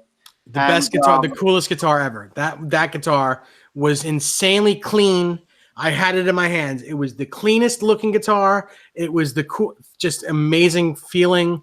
It was perfect. The guitar was perfect. I had that guitar on my first episode of the show. Yep. Of my first episode of the show, and the thing about it is it's really like more of a hologram that you see all the rainbow colors versus this, which is a painted crackle effect done on it that doesn't change. A hollow flash, depending how you hold it to the light, it could look a couple of different colors and a couple of different angles. Mm-hmm. Can you feel the crackle? Can you, Johnny? Can you feel my crackle? Yeah, you can feel a little bit of texture there, because the thing about crackle is what they did. They basically, painted it all these rainbow colors and then covered it in a black paint that shrinks. And when it shrank, it kind of shrunk crackles. And that's how you got that crackle finish. There's no such word as shrank. It's shrunk. Shrunk. Like my when it shrank in the cold shower. When it shrank. When it shrinked. It's shrinkage. Shrinkage. Yeah, and leave a thumbs up. Yeah. 65 so far. 119 people here. 119 people here right now. Yeah, for Pride Month, please leave a thumbs up, guys. Yes, motherfuckers. I'm a very proud gay ally, so. Gally? Oh, Ellie's here. Oh, hi, hello. Ellie. As I bite and watch my tongue now. Look out! She can say sentences now. Yeah. Well, I got to watch my mouth a little more right now. No, you don't. Well, she has the Halloween sound machine, so watch out, eh? Oh boy. Hi, Allie. Hi, everybody. Hey, Ellie. She wanted to say hi to you guys. She wasn't Hi, taking Ellie. no for I take it in the bath. Nice. Flat frets, just to let you know, John Mancuda doesn't sell his guitars. None of them are for sale. They're just for show. Very rare flat frets. Very, very rarely. Ellie. I buy with a fever. For a Pringle? I got the fever for a flavor of a Pringle. More doors opening. You want the green guitar pick? You can take it, because I don't like those. They're too thick for Daddy. It's a green one. Yes, Divine 9. It's a BC Rich ST3. That guitar. Hey, John, hold that guitar up. Look, Ellie, you like the colors? Aren't those colors pretty? Look at that. Wow. All of them. All of them. Yeah, that's right. Yeah. Nice. Hello, Bam Mozzie. Hey, Ben Ozzy. Brett McCord, that guitar is about $300,000. He'll give Which it to you for one? that much. The one in your hands. I'll sell it for less than that. I don't sell my stuff, but if someone offers me like 50 grand for like just about half my guitars, yeah, you'll buy my guitar. I'll give you 50 grand for half of your guitars. Well, not like half my collection. All right. This one too. In orange. Let's In see. orange. Crowbone asked, didn't Tony McAlpine have a gunslinger? Tony McAlpine had an ST3 that was basically like this, but with blue, green, and a little purple. So he had a 3-color ST3. What's Joey doing? Evo asked how we all met each other. This is no joke. We all met each other on the internet. Money. Yeah, I met Dave on the other side of a glory hole at a truck stop. Yes, I know. I was in the glory hole and he was bending down. Johnny was asking me for change of a 10. Remember when you loaned me $20? That was so cool. I did actually. Remember that? Bye, everybody. Bye. Bye. Bye, Ellie. Hi, Allie. Remember when you were in Van Halen? That was so cool. I wonder how many times, like when Dave was out, people remember when you were in Van Halen, man. Oh, they say that to Sammy all the time. No, Sammy says it to them. Remember when you guys Sammy says that to Van Halen? Remember when you guys were in Van Halen? That was so Remember when you guys were Van Halen?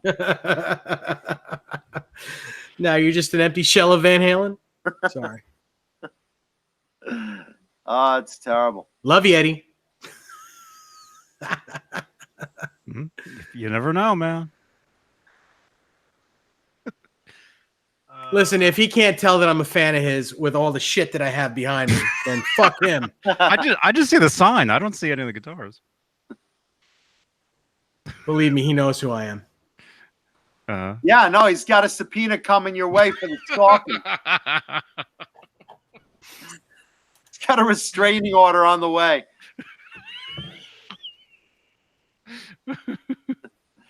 Brian Long brings up CC DeVille's Skull guitar in the Nothing But a Good Time video. That never actually belonged to CC. That belonged to one of his roadies, and he lent it to CC. And now it's in the Hard Rock Cafe with a different neck. Hardcock Rafe?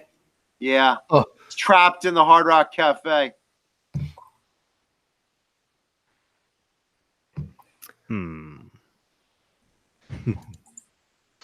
Tony Neville asks, what's the latest with the cancer rumor? Nothing until something, God forbid, happens and we actually hear something. Other than that, it's just a rumor, man. You know, Eddie had tongue cancer a long while ago. He's a cancer survivor, thank goodness. And we want to hold on to that and not jinx it. Right now, it's just a rumor, brother. Yeah, don't believe anything you hear until you hear something from the source itself. Yeah, I agree. Because realistically, it's just basically, you know, people speculating, oh, why isn't Van Halen touring this summer? There's 100 reasons, man. Just because someone speculated, oh, it could be a health thing, there's no proof of it, nothing from the Van Halen camp. And we want to obviously wish Eddie good health, not jinx it. So.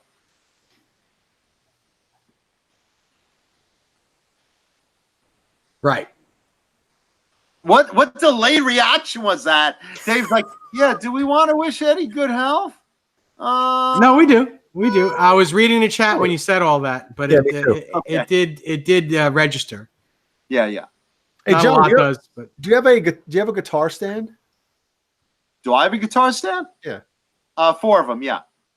Because maybe I'm thinking after you show the guitar for the week, if there's a way you could put it up behind you somewhere so everyone's not asking. Well, right now you're holding it, so it's a lot easier, but you know, some or people- in front of you. Just put it in front of you. Like this. How's that? Like that. Yeah, stay like that. Whole show like this. Hey guys. I'll just put one of my pink hats on the guitar. Just put a bag over it. I can put a bag stand over it? Yeah, I guess. Let's see. That's not a bad idea. I'm gonna try that. Junk. He's gonna put a bag over it. Touch cam. We're not talking about the guitar now. We're talking about your face. Put a bag over it.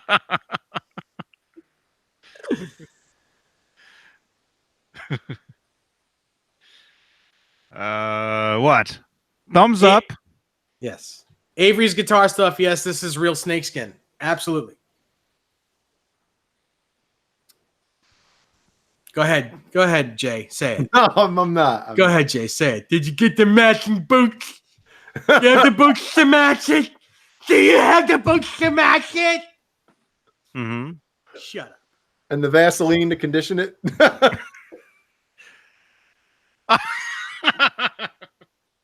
Wasn't that in the message? I don't have the Vaseline to condition the guitar, but I have Vaseline. You bet you do. Thank you, this is Phil. the best. Hold on. Johnny, please present him. Oh, that's coming down, man. No, that's not going anywhere. Why do you look like a rap artist? You should be in a rap video for big asses. Well, John, I like big butts and I cannot lie. your whole room is shaking. Yeah, let's do some twerking, man. No, I was thinking like somewhere kind of near behind you.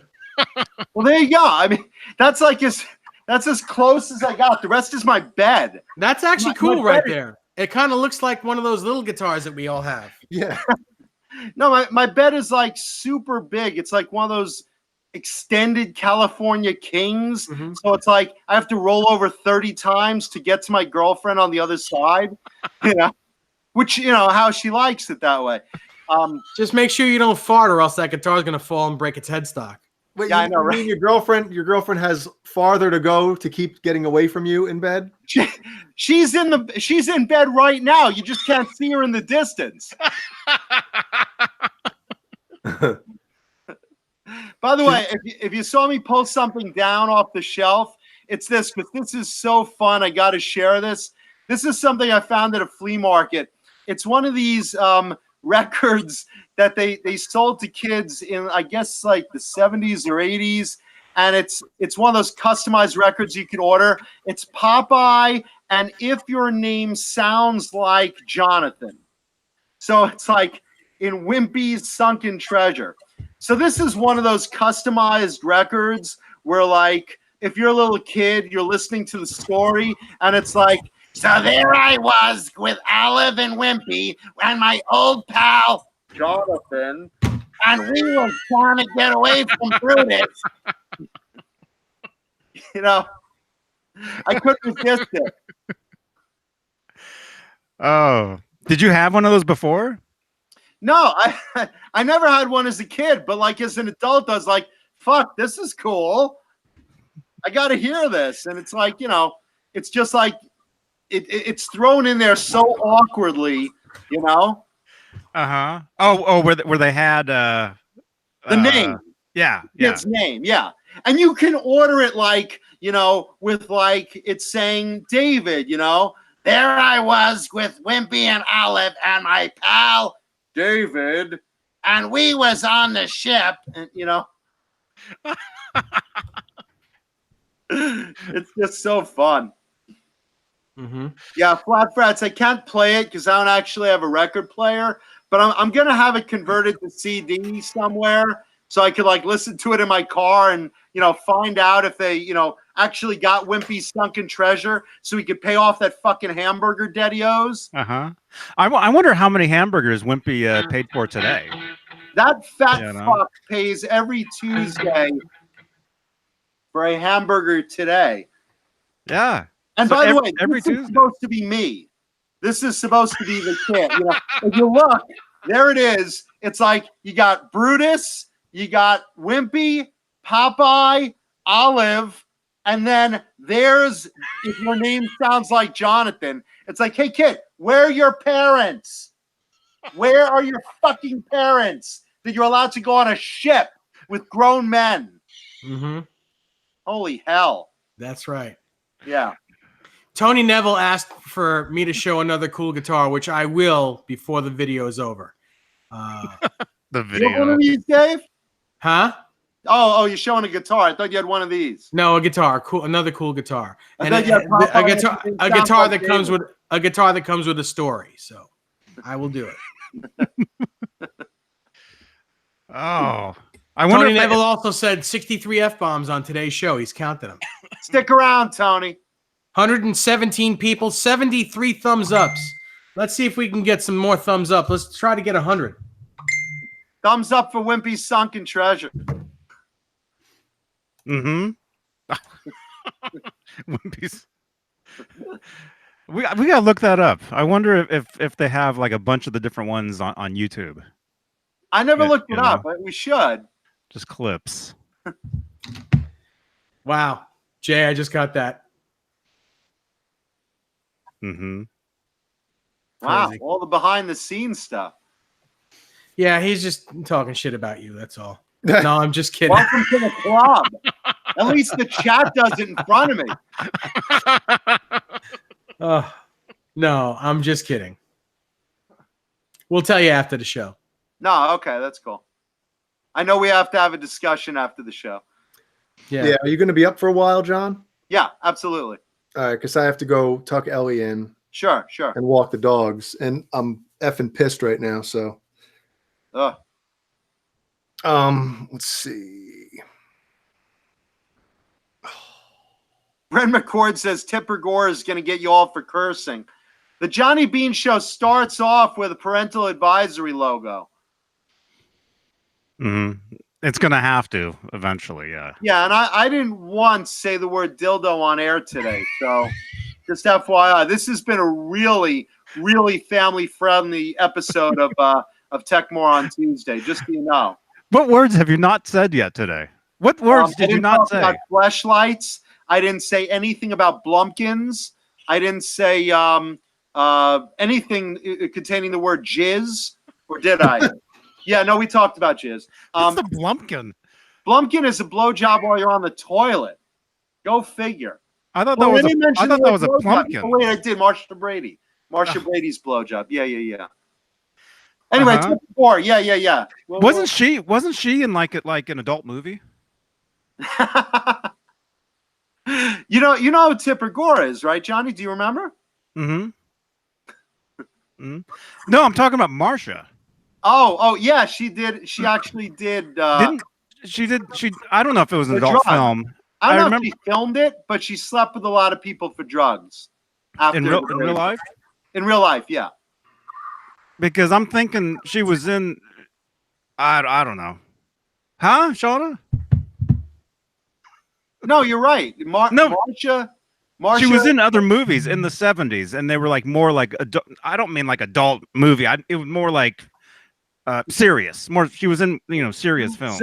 Sam the Butcher was delivering the meat in the back to Marcia. Hey, Mrs. Brady. All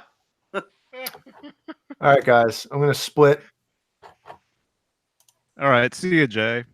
All right. We'll talk later tonight, Jay. Yeah. Okay. All right. Everybody in the chat, good night. Hope everybody has a good one. Leave a thumbs up for Jay, you guys. Yeah. That's right. Leave 2. Right up my keister. Too bad you can't leave middle fingers on these things. Ugh. You know? Got to be a Back to middle everybody. finger emoji somewhere. Actually, there are. Yeah. I just meant as far as either one of these or one of these. Like right in the middle, there should be the middle finger option. It's like John Valby. Fuck you! 68. 69.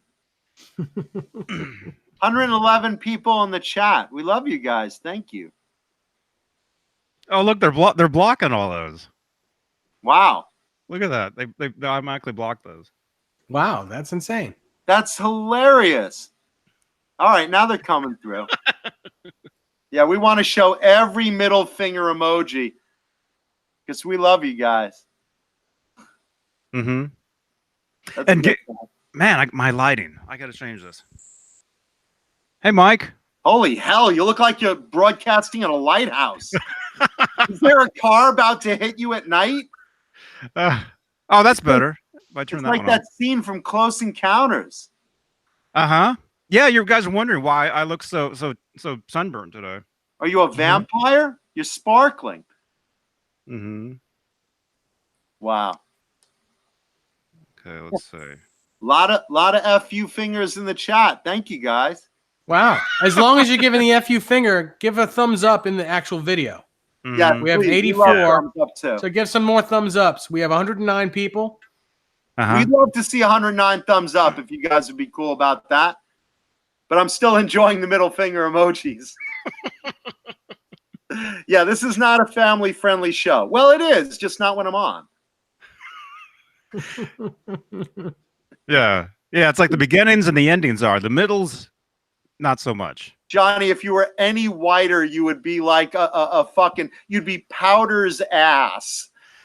I know. I gotta fix this. Holy shit. it's- You're like an albino. I'm looking up that movie I was telling you about. You look like you're black and white. Are you talking Marcia Brady doing porn?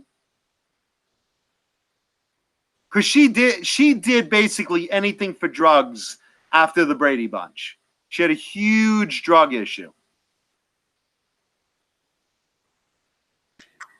Tony Neville, yes, Jay is upset. We're not going to talk about it on here. Sorry. Nothing to do with you guys, though. Okay, there was a Maureen McCormick movie from 1979 called When Jenny When is what it was called. When Jenny, when will you pound that cock down your throat? Oh gosh. Oh gosh. Man. Anyway, I remember seeing that movie in the 80s, and I think I don't know. Tessie Switch got the Powder reference. Yeah, I gotta fix my light. Yeah, Powder was a movie about a guy whose skin was white, like an albino. Mm-hmm. John Rowland said Cindy was the one that did a porn. I thought did the actress that played Cindy do a porn? Did she fuck some cock? Oh. All I know is the girl that played Marcia had a huge drug problem, and yeah, she slept with a lot of people she regretted. Uh-huh. Bozique, are you talking about the movie that I'm talking about? I don't know. I really gotta use the bathroom. Oh, Mike Heath Papa Blue says, what about the girl from Different Strokes? Yeah, Dana Plato. That's a tragedy. Yeah, she did porn, and then what'd she die of? Like a drug overdose? Or? I think so. Well, no, I think didn't she kill herself? Didn't she commit suicide? I don't remember. I just remember it was sad because she's dead. Timothy Pierce, the guitar behind me is a BC Rich. That was today's show and tell guitar. For Pride, I did a rainbow colored guitar. So just watch the rerun. Yeah, really cool. Yeah, it's a BC Rich ST3. So while Johnny's away, I'll do a show and tell. I'll do a show and tell on what I have here. So the story is 2 years ago at Christmas, before Christmas, Desiree had asked me what I wanted for Christmas. And I always say something with 6 strings on it. I always say that, give me something. I'd love something with 6 strings on it. So, I'm checking stuff out, checking eBay and Reverb and all kinds of stuff. And, as you can see, I'm very into Kramer guitars. And I found one that I wanted. Actually, I found 2 that I wanted. One was red and one was blue. The blue one was more money. It was cleaner. And it was just a really beautiful guitar. So it went back and forth. And she's like, oh, I'll see if I can get it for you. I'll see, and blah, blah, blah. So one day I noticed it wasn't on Reverb anymore. And I was like, oh, it looks like someone bought it. Cause she's an amazing, she's a good poker player. So she's like, no, it wasn't me. I don't have the money yet. There's no way I could buy it. And I went on and on and on and saying, yeah, it was you. Said, no, it wasn't. No, it wasn't. So Christmas Day comes and there's a big box under the tree. And I didn't feel it. I didn't go I didn't shake it or anything, you know, but there's a lot of presents in it. And, you know, and I'm thinking, of course you bought me that guitar. It's right there. Who are you kidding? She's like, it's not the guitar, dude. It's not. I didn't buy it. So that's the last, and we were opening all the presents, and that's the very last one. So I grab the box, and I'm like, this is really light. It's got to be a really light guitar in here.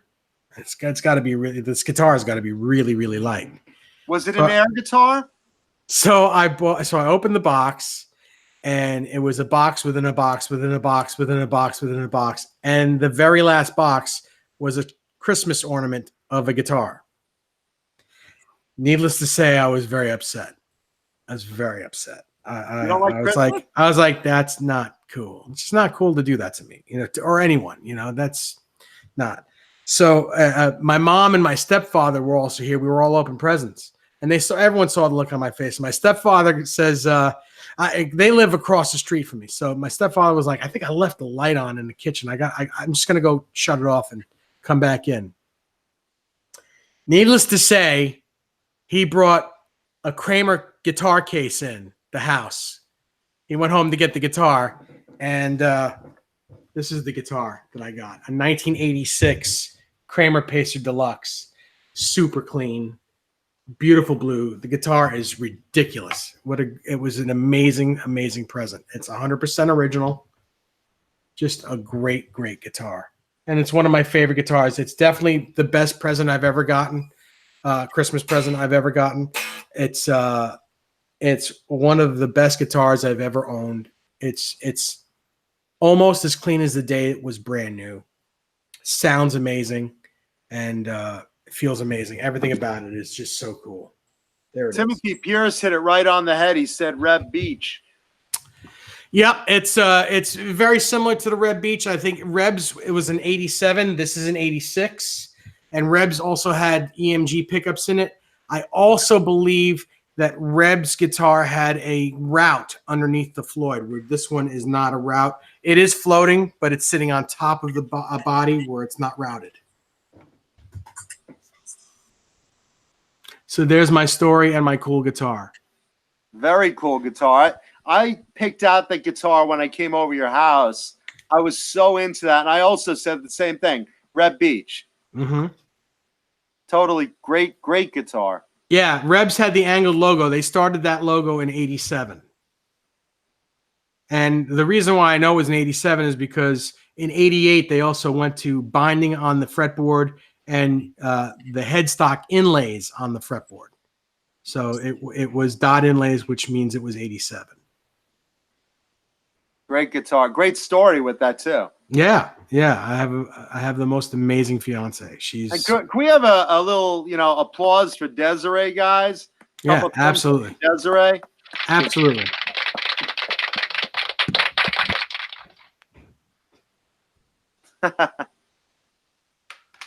Tony Neville, I hope that was a cool enough guitar and a cool story for you. I dug it. Mm-hmm. I missed it, so you're gonna have to say it again. Johnny, you got to watch the rerun. It's a good show today.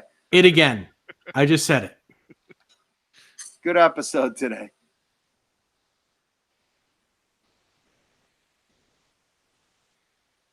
Islander Winder, that's not a question you want to ask on this show. Well, we're going to hold off on that question for a little while, Island Winder. Nothing personal, brother.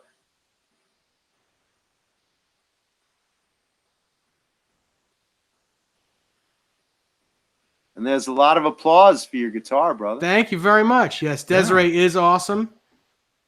Mm-hmm. Desiree, now fiance. Yes. Desiree. Mm-hmm. How cool is it, by the way, that they met on the show? Yeah. Yes. That's very cool. How cool is it that that her ex-husband was a fan of the show until I met her? See, Johnny's bringing love together for people. This show does so much for people. It saves lives. Johnny Beane, you're doing God's work. Yes, really are. Alley Cat, thank you. That's not a Buddy Guy Strat back there. Sorry, you're the third one today. No, Johnny, no, wait. ask again. Not that one. The Buddy Guy Strat next to it. Yeah, no. Just over your shoulder. No. Wow. 10 more thumbs nobody, ups. Is that a fucking Johnny Beane? 10 more thumbs ups. If you guys 100. think that's a Buddy Guy Strat, leave a thumbs up.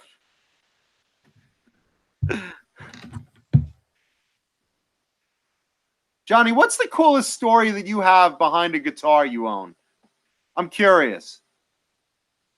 Am I blurry? I don't. Am I blurry? Am I sweaty? Am I white? Am I blinded? Are my glasses fogging? A lot of stuff happens over here. Jesus. A guitar that I own. Probably the Ripley, the Kramer Ripley, I guess. What's the story behind it? The story behind that is I found it in a pawn shop in Oakland, California in 1995 for $350. Wow. Mm-hmm. That's a find. Mm-hmm. And I don't know if this makes any difference or not. The serial number says 0005. And it's like stamped. That's interesting. Mm-hmm. What color is it? It's black. Like my women. No, that's interesting. Brett McCord says, I got a guitar that came off a strip club wall. What's funny is these girls are on a pole dancing, trying to like make money, and Brett's like, oh that's cool, yeah. He's looking the other way. He's not even looking at the girls. He's like, hey, do you know anything about that guitar? Do you got a single, buddy?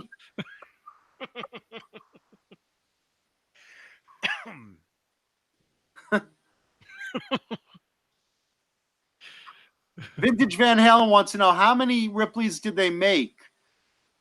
A lot. They did make a lot. The original run of Ripleys from Kramer, they did make a lot. And then Ripley later on did a run of new old stock ones of Red Clouds that he did a limited amount of out of new old stock parts. And those he numbered. Mm-hmm. Those he numbered. Mm-hmm. Yeah, I had him as a friend on Facebook for years and years and years. And we used to message each other. And I'd hear like the coolest stories and stuff. But I had asked him if he wanted to come on this show. This was like a few years ago. And he said he didn't want to. Brett McCord's sitting there in the strip club counting out his singles, trying to figure if he could afford to buy the guitar. So you want a lap dance? No, I gotta try. I gotta try to afford the guitar. He was putting the singles in the guitar strings on the guitar itself. He's making it rain on the guitar. The girls are like, "Hey, what about me? What about me?" They're dancing. The DJ's like, "All righty, we got coming up. We got Shasta, Crystal, Titania, and that striped Van Halen guitar on the wall. Stick around. $1 shots and $20 lap dances." Is that what it's like in there? I don't know. I've only worked in 30 of them, so they're all different. Mm-hmm.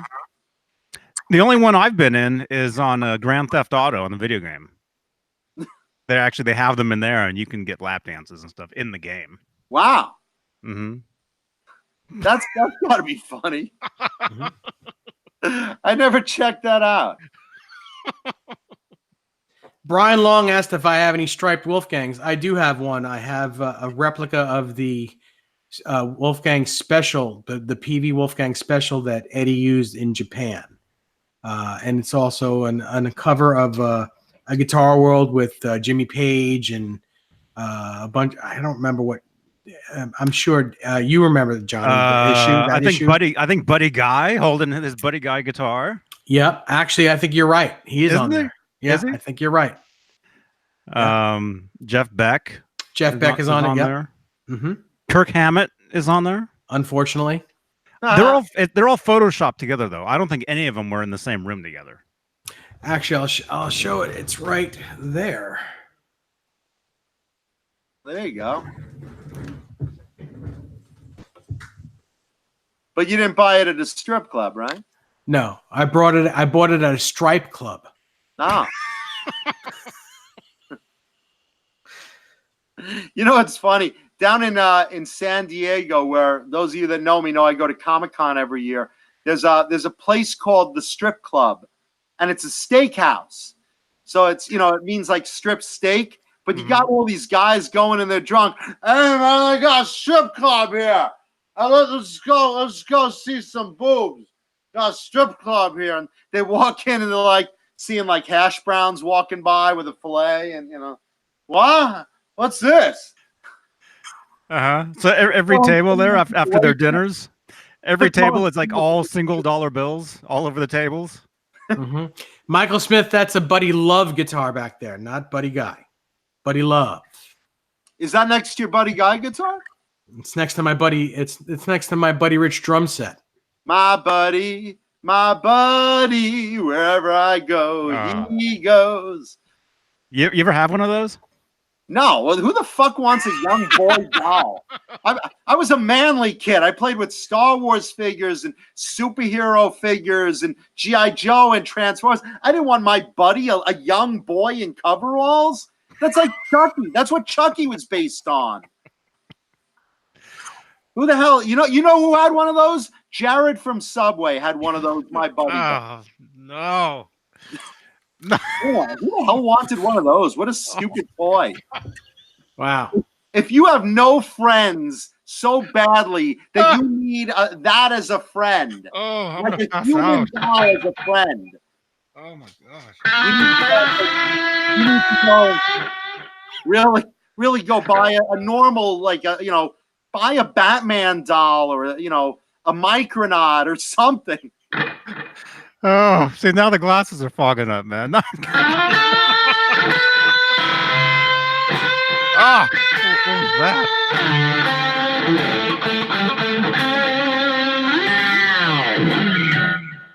Testy switch says Jared had a closet full of ruined ones. Oh no! Come on. Jared modified those dolls like Eddie modified his guitars. Oh, jeez, and he striped them too.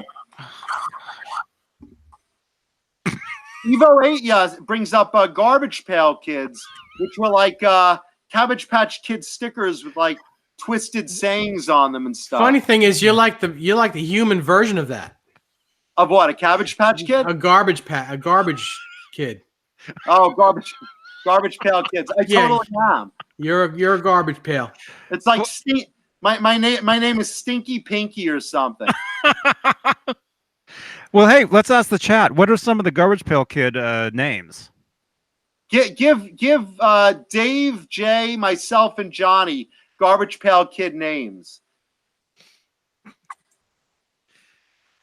Oh, I had those cards. You remember those cards? Oh yeah. Yeah, Like, thought they were hilarious. Yeah, they rhymed the first name with something about them, like Scotty Potty and the kids on the toilet. Scary Larry. Yeah, Harry Mary. Harry. She grew up to get a Brazilian. Bruised Lee. Bruised Lee. Oh, that's funny. Dirty Dave. I'm with that. Mantuna.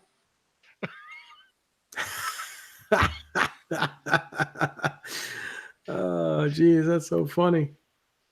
See you, Timothy Pierce. Bye, Timothy. Take care, Timothy. Flat Fret says Blurry Murray. That's usually my internet connection. Dick Fistwell. That's funny. Pink. The names have to rhyme though, right? Mm-hmm. Garbage Pail Kids, didn't the names have to rhyme? The names rhymed, but they were funny though. They weren't like super like nasty names. It was like, yeah, it was like I'm trying to remember. Johnny the Potty. No, that don't rhyme. Scotty the Potty would rhyme. Too bad we don't have a cast member named Scott. Joe Hervey. Yeah, I do like wizard necks. They're cool. By the way, I had that that Ibanez Reb Beach that I got from over by you, Mm-hmm. and I took it over to the luthier to have it set up because you know, coming from New York to Hollywood, it kind of tweaked a little bit. Yeah. And he called me. He's like, John, this neck is so fucking incredible. He's like, I've never had an Ibanez with a neck this good. Yeah. It was an amazing guitar. I didn't want to let it go. About that neck, it's like either Reb designed the stats to it or the specs to it rather. But that neck is like butter. It's amazingly cool. Awesome. Yeah. What a great guitar that is. Yeah, I love that thing. Love that thing. You'll need to show it off sometime. I did. Well, you had it on the show, right?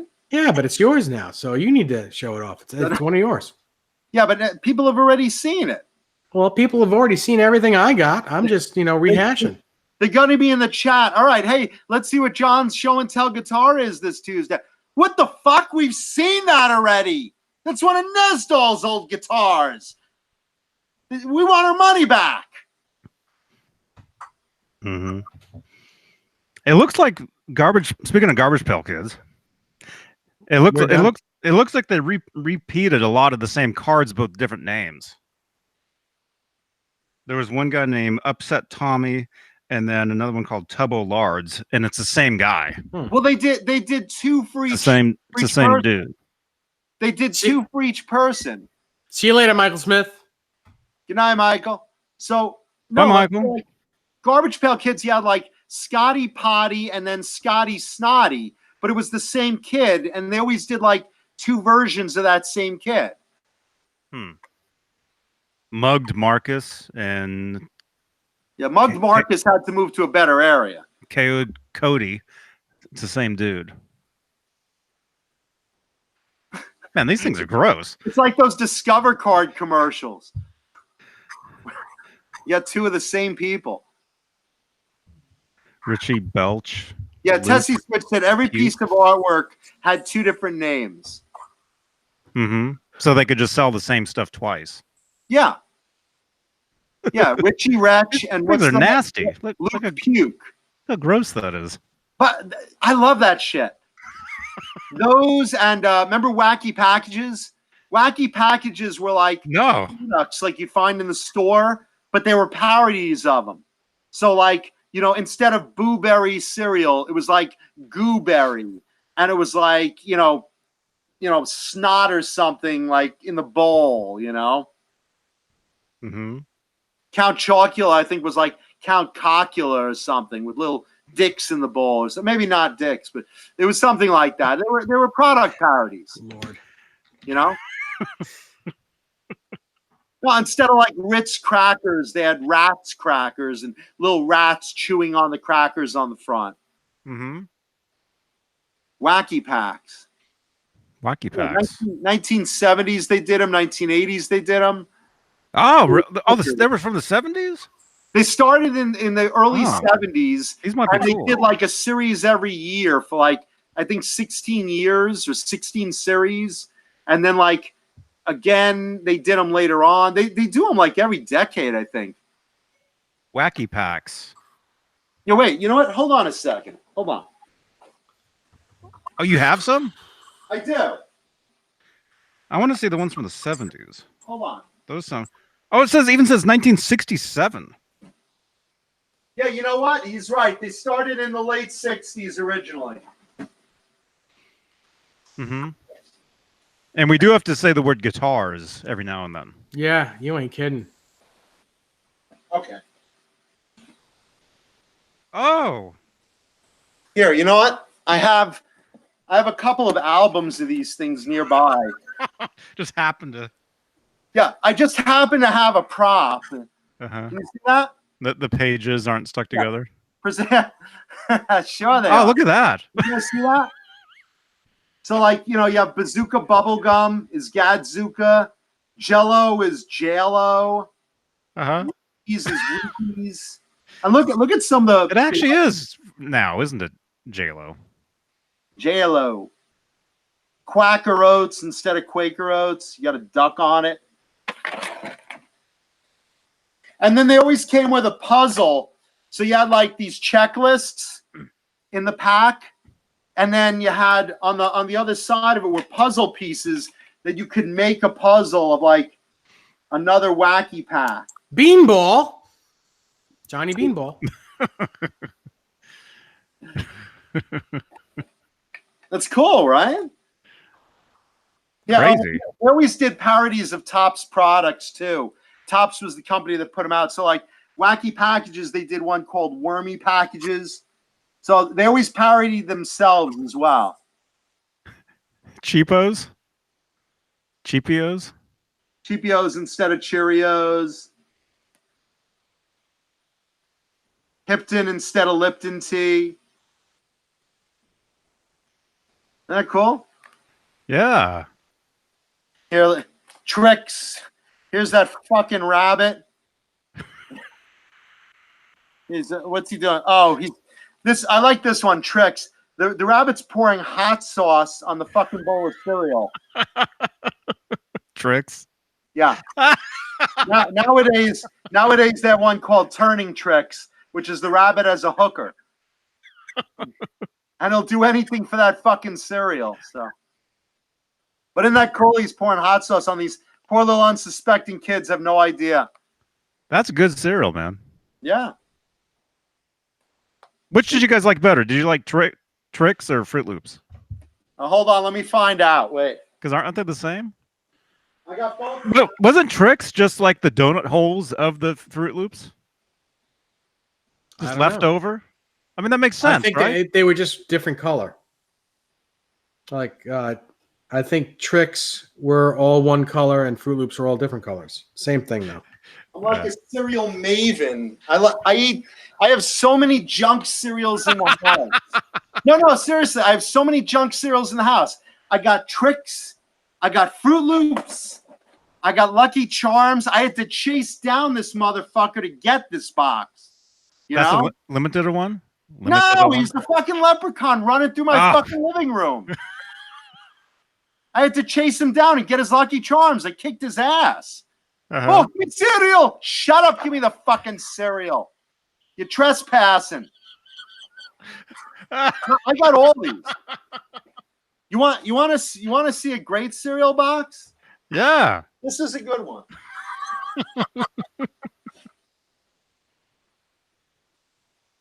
So I had a role in a movie called Hollywood Sex Wars, which no joke here, seriously. It was a comedy. It was one of those comedies every guy's trying to get laid, blah blah blah. So in this movie, this girl is trying to get money out of me, and I say, okay, I don't want to lend you money, but if you do this one favor for me, I've always wanted. I'll do anything. And I have her put on this cereal box. It's a cereal box I made into a mask.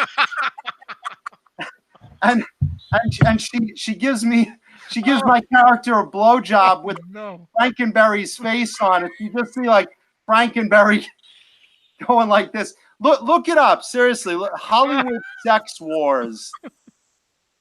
No joke. Look that up and look up that scene. It's very funny. So. Oh my gosh. Yeah. Yeah, but I collect old cereal boxes too. I collect fucking everything. Mm-hmm. Is there a bed there somewhere? Is there what? Is there a bed there somewhere? Yeah, there's a bed. Yeah. This is where the magic happens. That's where you shit yourself every night, right? That's where my girlfriend knows disappointment. Mm-hmm. Simone just looks at me every night. Well,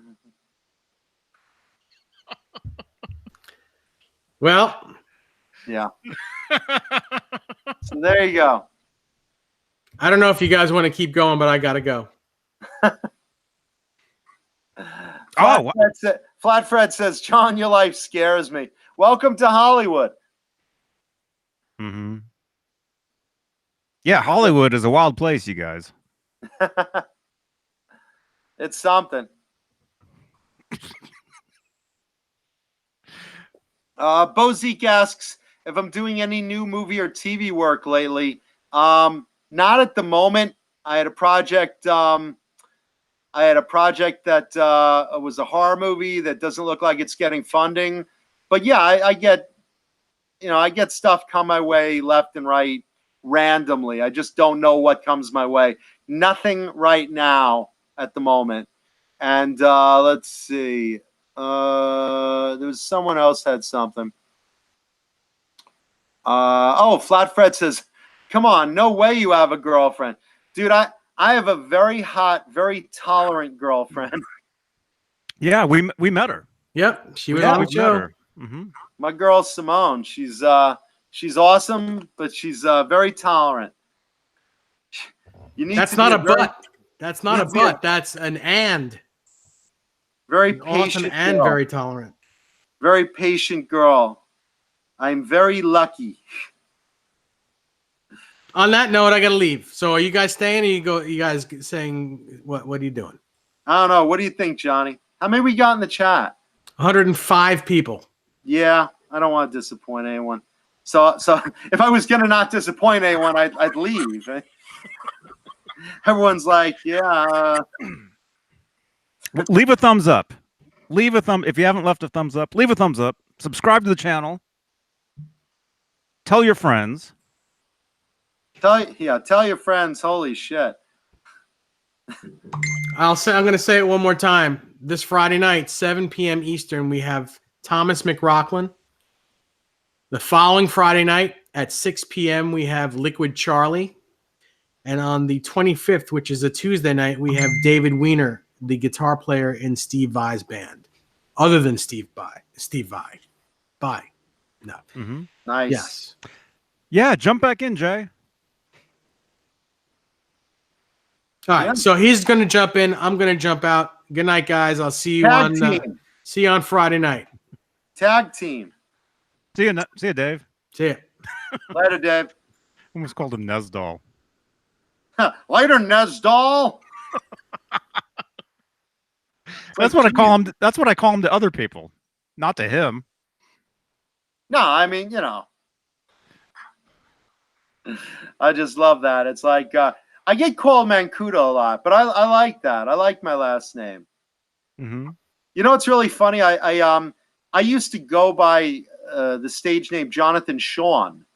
I was doing stand-up comedy years ago, and I used to go by Jonathan Shawn. And then I met Kevin Smith, and he said, hey, that's an interesting last name, Shawn. What is it? I said, well, it's really my middle name. He's like, well, what's your last name? I said, Mancuda. He's like, how do you spell that? And I said, Mankuta. He's like, that's a really cool fucking name. Why don't you use that? I said, you think that's better? He's like, absolutely, dude. That just like, in fact, I prefer to call you Mancuda than John. It's like, there's something catchy about that. I said, oh, great. I said to me, hey, you remind me of? He said, Jason Lee. I said, really? I said, so that's great. So you give a lot of work to Jason. Do you have any work for me? He's like, no, I'm giving it to Jason. Wow. Well, that's cool that he gave you your name. He inspired me to keep my last name. Mm-hmm. And ever since then, I've used my my real name and stuff. Mm-hmm. Of course, you got guys like Flat Frets that spell it wrong. It's like, man, Kukuda is cool. No, thank you, brother. But yeah, it's spelled Mankuta. And yes, Kevin Smith does rule, Ben Coombs. Funniest fucking guy in the world. Let's see. Mankuta. I'm putting it in the chat so I don't forget it. So I don't forget how to spell my name.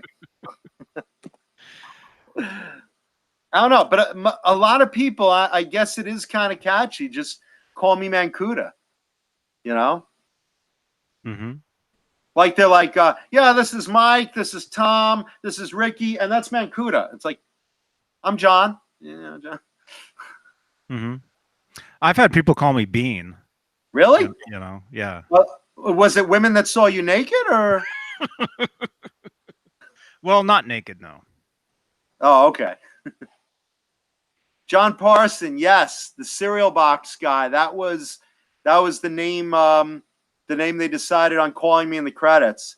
John the cereal box guy was the name. They originally called me Fauntleroy, the cereal box guy. I'm like, do you really want my character's name to be Fauntleroy? They're like, well, what do you want it to be? I was like, how about John? They're like, okay, you're John the cereal box guy. Joe Hervey says, John, do you have family on Long Island? Yeah, I'm originally from Long Island. Born and bred. I go back there all the time. I do have a lot of family down there. And yeah, I hang out with Nesdall over there, my buddy Dave. And that's how we met. That is how we met. That is how I hooked up with Johnny and Jay. It was through Nesdall. And the show's been downhill ever since. I have officially fucked us.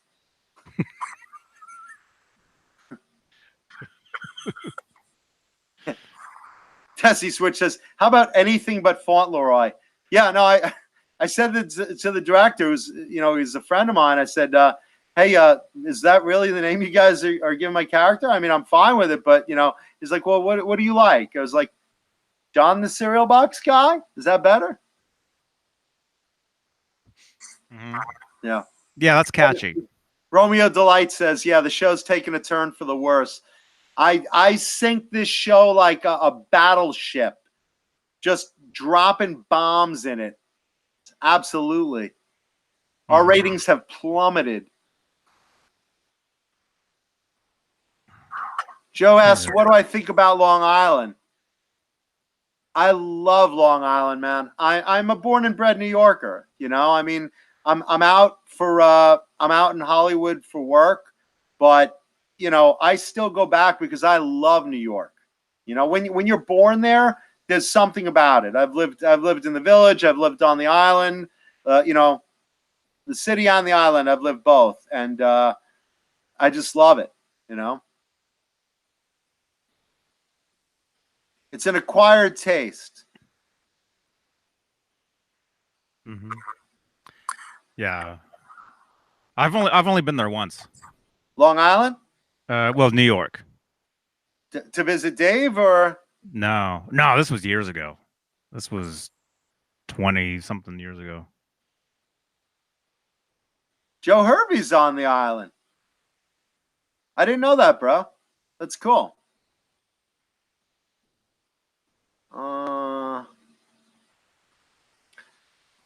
He's not a fan of it, though, I don't think.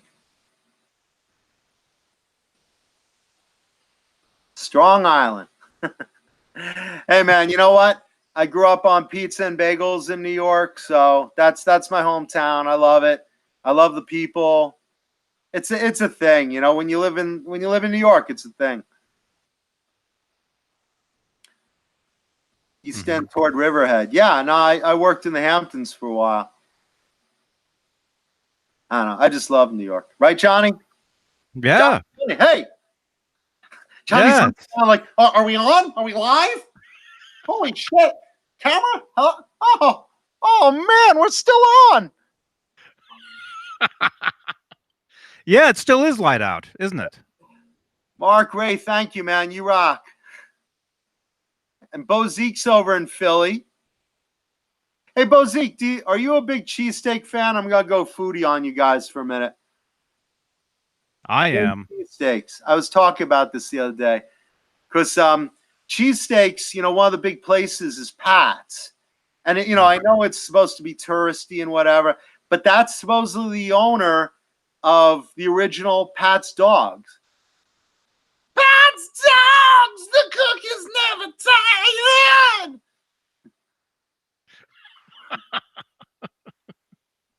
Tessie Switch makes a good point. He said, I thought Jay was coming back on. I know. And then Jay saw the cereal box with a hole in it, and he's like, yeah, come on, Jay, come on back on. I got something for you. Hold on. You ever put that on? Do I? How do you think I met Nesdall? He thought you were the real Frankenberry? Yeah, right. I was Dingleberry, his brother. And he's got a sister, Snozberry. She works at the Wonka factory. Yeah, we're still on, man.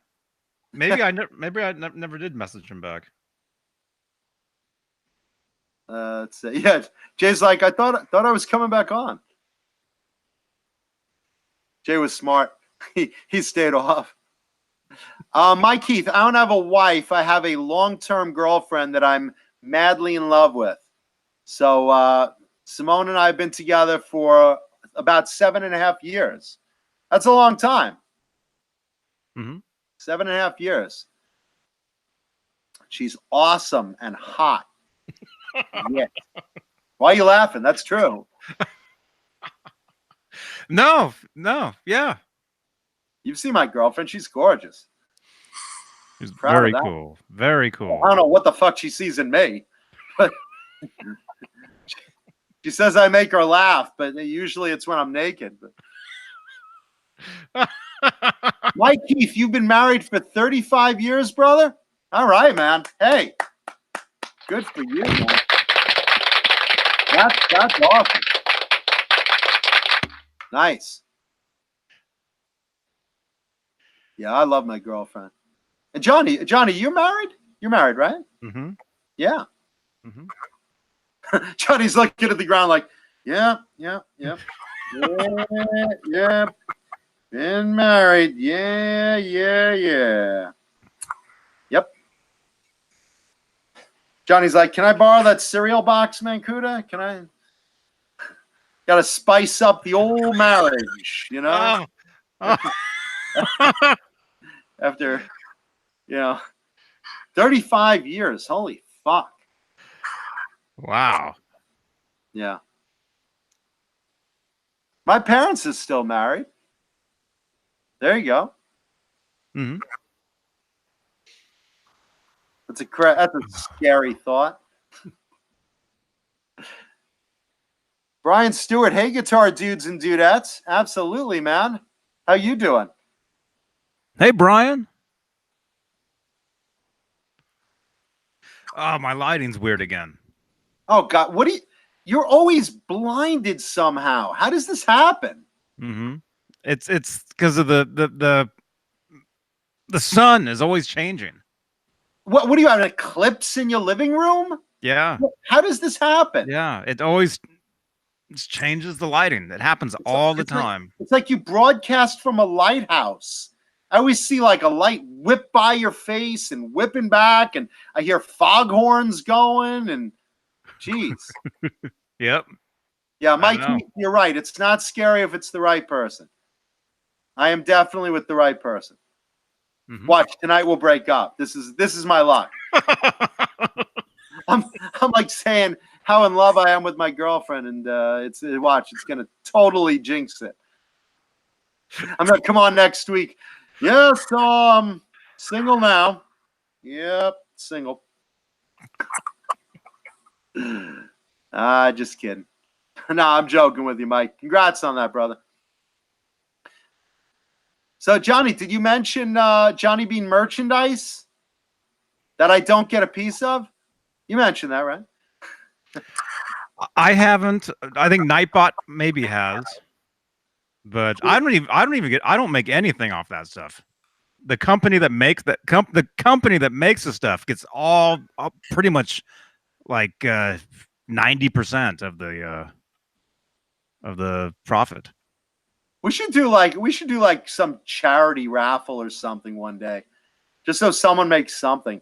We'll get like a bunch of our sponsors to like give a bunch of prizes, and we'll have like people buy raffle tickets, and then some nonprofit, like, I don't know, pick your favorite charities. I've done a bunch of charity work. Mm-hmm. Let's see, I've done for animal charities, for No Kill Shelters, for the Leukemia Society, for the Michael J. Fox Foundation. I've done work for Project Angel Food. I've done a bunch of charity work over the years. We should do something like that. Mm-hmm. Johnny Beane charity, I don't know, raffle or something. I don't know how that would work. What are you doing, a Nesdol? Were you digging in your ear for a goober? Oh, no. No. All right, I see some of the guys in the chat are asking about the guitar behind me. That was tonight's guitar of the week. I'll bring it real close to the screen just so we can get another look. And this is last week's guitar of the week. This was George Lynch's Purple Tiger. And I don't mean a George Lynch edition. I mean this was George's. If you watched last week's show, if not, watch the rerun. But this is today's guitar of the week. To celebrate Pride Month, I brought on a Rainbow Crackle BC Rich ST3 from 1988. Just in case, I know some of you guys are like, we saw it an hour ago. I know, but a couple of guys in the chat are asking, so. Yeah, that's an awesome looking guitar. There you go. Happy Pride Month. Oh yeah. We'll need a thumbnail. Yeah. We'll need some sort of. Now I'm presented. Okay, Here you go. Little thumbnail. There we go. Awesome. There it is. There it is. Yeah, he'll do it with this. Happy Pride Month. There's the thumbnail. That's great. Yeah. That's great. All my gay friends will be like, I thought you were trying to like celebrate Pride Month. What's with the fucking Gimp Frankenberry?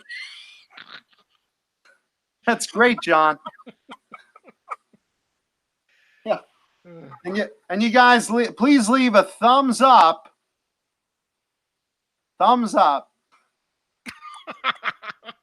I'm glad that's a thumb. Oh, whoa, whoa.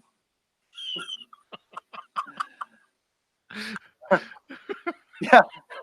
Brian Stewart says, put on that mask and hold the guitar. Fleetwood Sack says, the crazier thumbnail, the more views. I don't know. What do you think, Johnny? Should I put on the mask? You want that as the thumbnail or no? That's to you. I mean, no, this is your show, man. You can wear it. That's fine. I just co-host. I don't know. What do you guys in the chat think? What should the thumbnail be? Should I be wearing the Frankenberry prop mask? Mm-hmm. While holding the guitar? While holding the guitar. Should I do that? Yeah, I think everyone wants to see that. Let's see how that looks.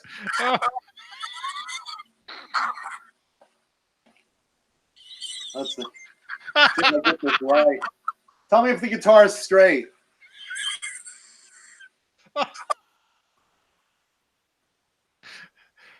Oh my gosh. Is the guitar straight? Oh. Am I straight? Angle the guitar up a little bit. A little bit more. It's got the reflection. A little bit more. Okay, the guitar is good. Your face has a reflection, though, now. How's that? That's good. Okay. All right. For those of you that think I don't do stuff for fans. Oh, my gosh.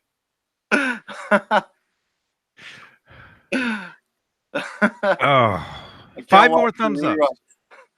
5 more thumbs ups and we'll have 100. Yeah, please throw a couple more thumbs up so we can make an even 100 for the hour.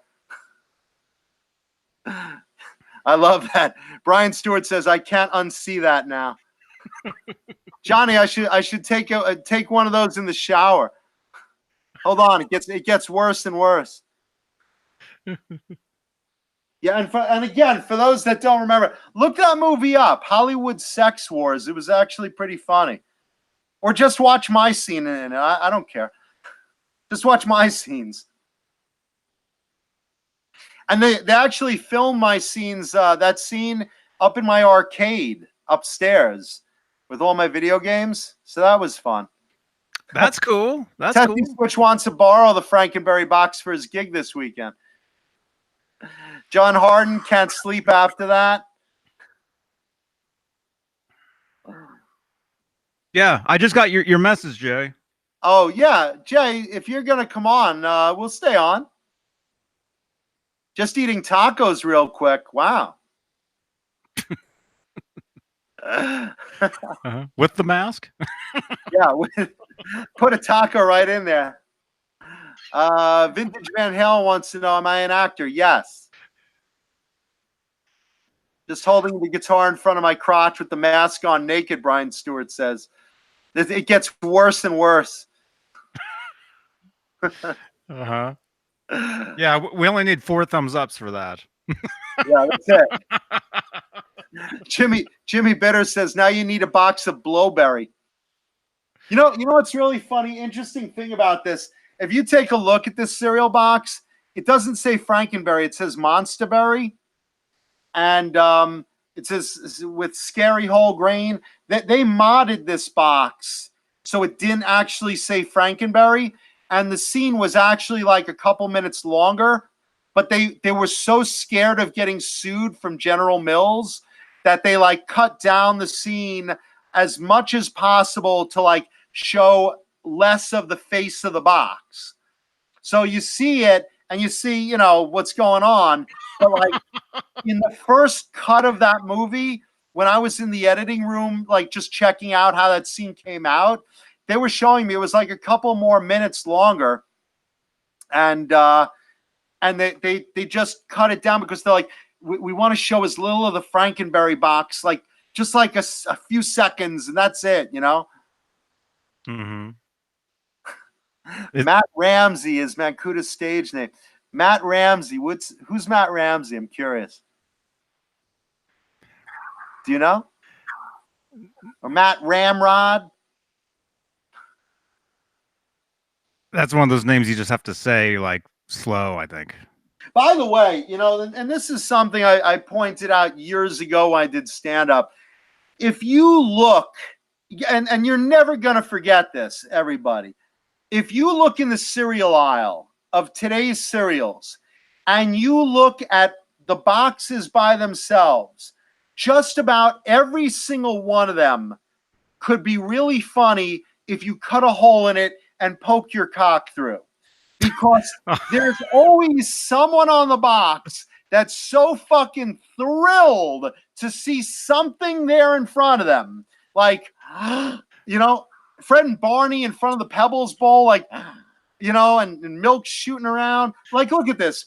Take this box, for example, of Lucky Charms. Could you not imagine if you cut a hole in it and poked your cock through right there?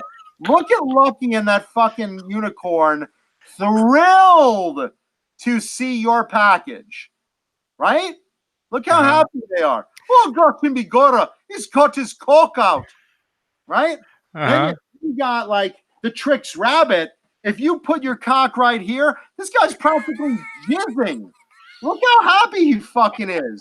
If your cock was poking out right here, can you imagine? Look at that. Fruity Tricks. Change the name of the box to Dicks. Look at that. Oh, Fruity Tricks. Bananas, zucchinis. Oh, eggplants, carrots. Oh, my favorite flavor. Oh. Every fucking cereal box, seriously. You will now walk down the cereal aisle and look at that, and you'll be like, holy shit, he's right. It's always a really good place to just pop your cock right through the box. And make no mistake, don't do it in the fucking store. Don't do it in the store. Because I've gotten in trouble for that. And man, was my girlfriend pissed. Yeah, but no, you'll think about it. Oh my gosh. Yeah. My house is full of, I have like 20 boxes of junk cereal. Like it's really fucked up. I have like Fruity and Cocoa Pebbles, 3 types of Captain Crunch, just like fucking everything. Mm-hmm. Yeah. Mm-hmm. That's good stuff. Yeah. Yeah. This is why I'm the picture of perfect health.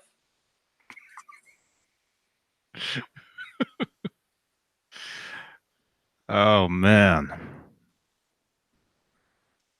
I can't believe it's after 8. I know, right? Well, we started what, a half hour late? By the way, John Harden says he can't find Count Chocula anymore. Here's the deal with the monster cereals, okay? So you got Count Chocula, Frankenberry, Boo Berry. They don't make Yummy Mummy or Fruit Brute anymore. But the three main monster cereals, they bring out now only on Halloween. They used to be year-round. They used to be made of whole grain. Now they're cheaply made of corn, and you find them on Halloween only. So that's why you can't find Count Chocula. Only Halloween time. If you want a good chocolate cereal, Cocoa Pebbles. That's the one. Mm-hmm. Yeah. What's your favorite cereal, Johnny? My favorite cereal of all time. Trix? I liked the Trix better when it was circles. Oh You yeah, know? when it was little balls. No. Seriously. Trix, for those that don't know, Trix is like shaped like fruit now. And it's really misleading because it says classic Trix. Classic Trix was just little balls of orange, lemon, and cherry. It did not look like this cornucopia of fucking rainbow. Who knows what the fuck this blue fruit is? Just FYI. Yeah. Yeah, but my favorite cereal of all time was C-3POs. Oh, I remember that. That was good, man. The nervous gay robot of C-3PO. Little did you know. Oh my, oh dear. The odds of you pouring milk on my cereal are 3,481 to 1. The odds of my cereal getting soggy. I hate when that shit happens. Ben Coombs brings up Golden Grams. You know, I just bought a box of that just because I couldn't fucking like remember what it tasted like. And then I remembered like why I'd never bought a box of Golden Grams in years. Shit was terrible. It's so bland. Mm-hmm. I need stuff with like pounds of sugar on it. Yeah, when Golden Grams, when that stuff gets soggy, it's awful. It's like roof tiles. Like those tiles that are on your roof made of tar. Mm-hmm. Now my light's getting bad again. Tessie Switch asks, how can a robot be gay? You know, funny story. Years ago, back in the 80s when everything was cool, they had Star Wars trading cards in the 70s and 80s. You remember the trading cards they did? You know, like baseball cards, but like with Star Wars images. I had complete sets of each series. As do I. So there was one set of Star Wars cards in the 70s. You know what I'm gonna say? We talked about this before. I showed it. I showed it one time. Yeah. So there was a set of Star Wars cards. I'll actually see if I could bring up a photo for the chat. There actually is online. There is a comparison photo. Yeah. There was a disgruntled employee that worked at the I think it was Topps, the Topps factory, and 207 card. Okay. And this disgruntled employee was leaving the Topps factory, and he said, before I go, I'm going to fuck these people over. So he made a trading card, a Star Wars trading card. He modified it and gave C-3PO a gold cock, like literally on the trading card.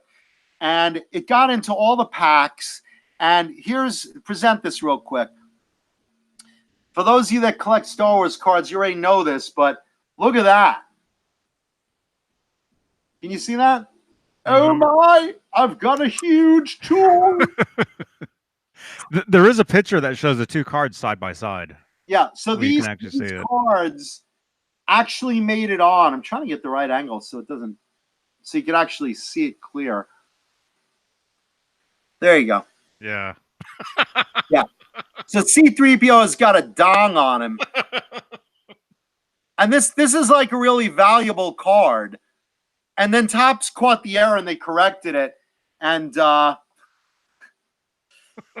isn't that great? So yeah, you're asking how C-3PO can be that way. Well, you know, it's R2 is a very amorous and tempting little robot. Sometimes it's hard to resist his charms. Yeah. Yeah, that disgruntled employee is definitely now a hero. He's my hero.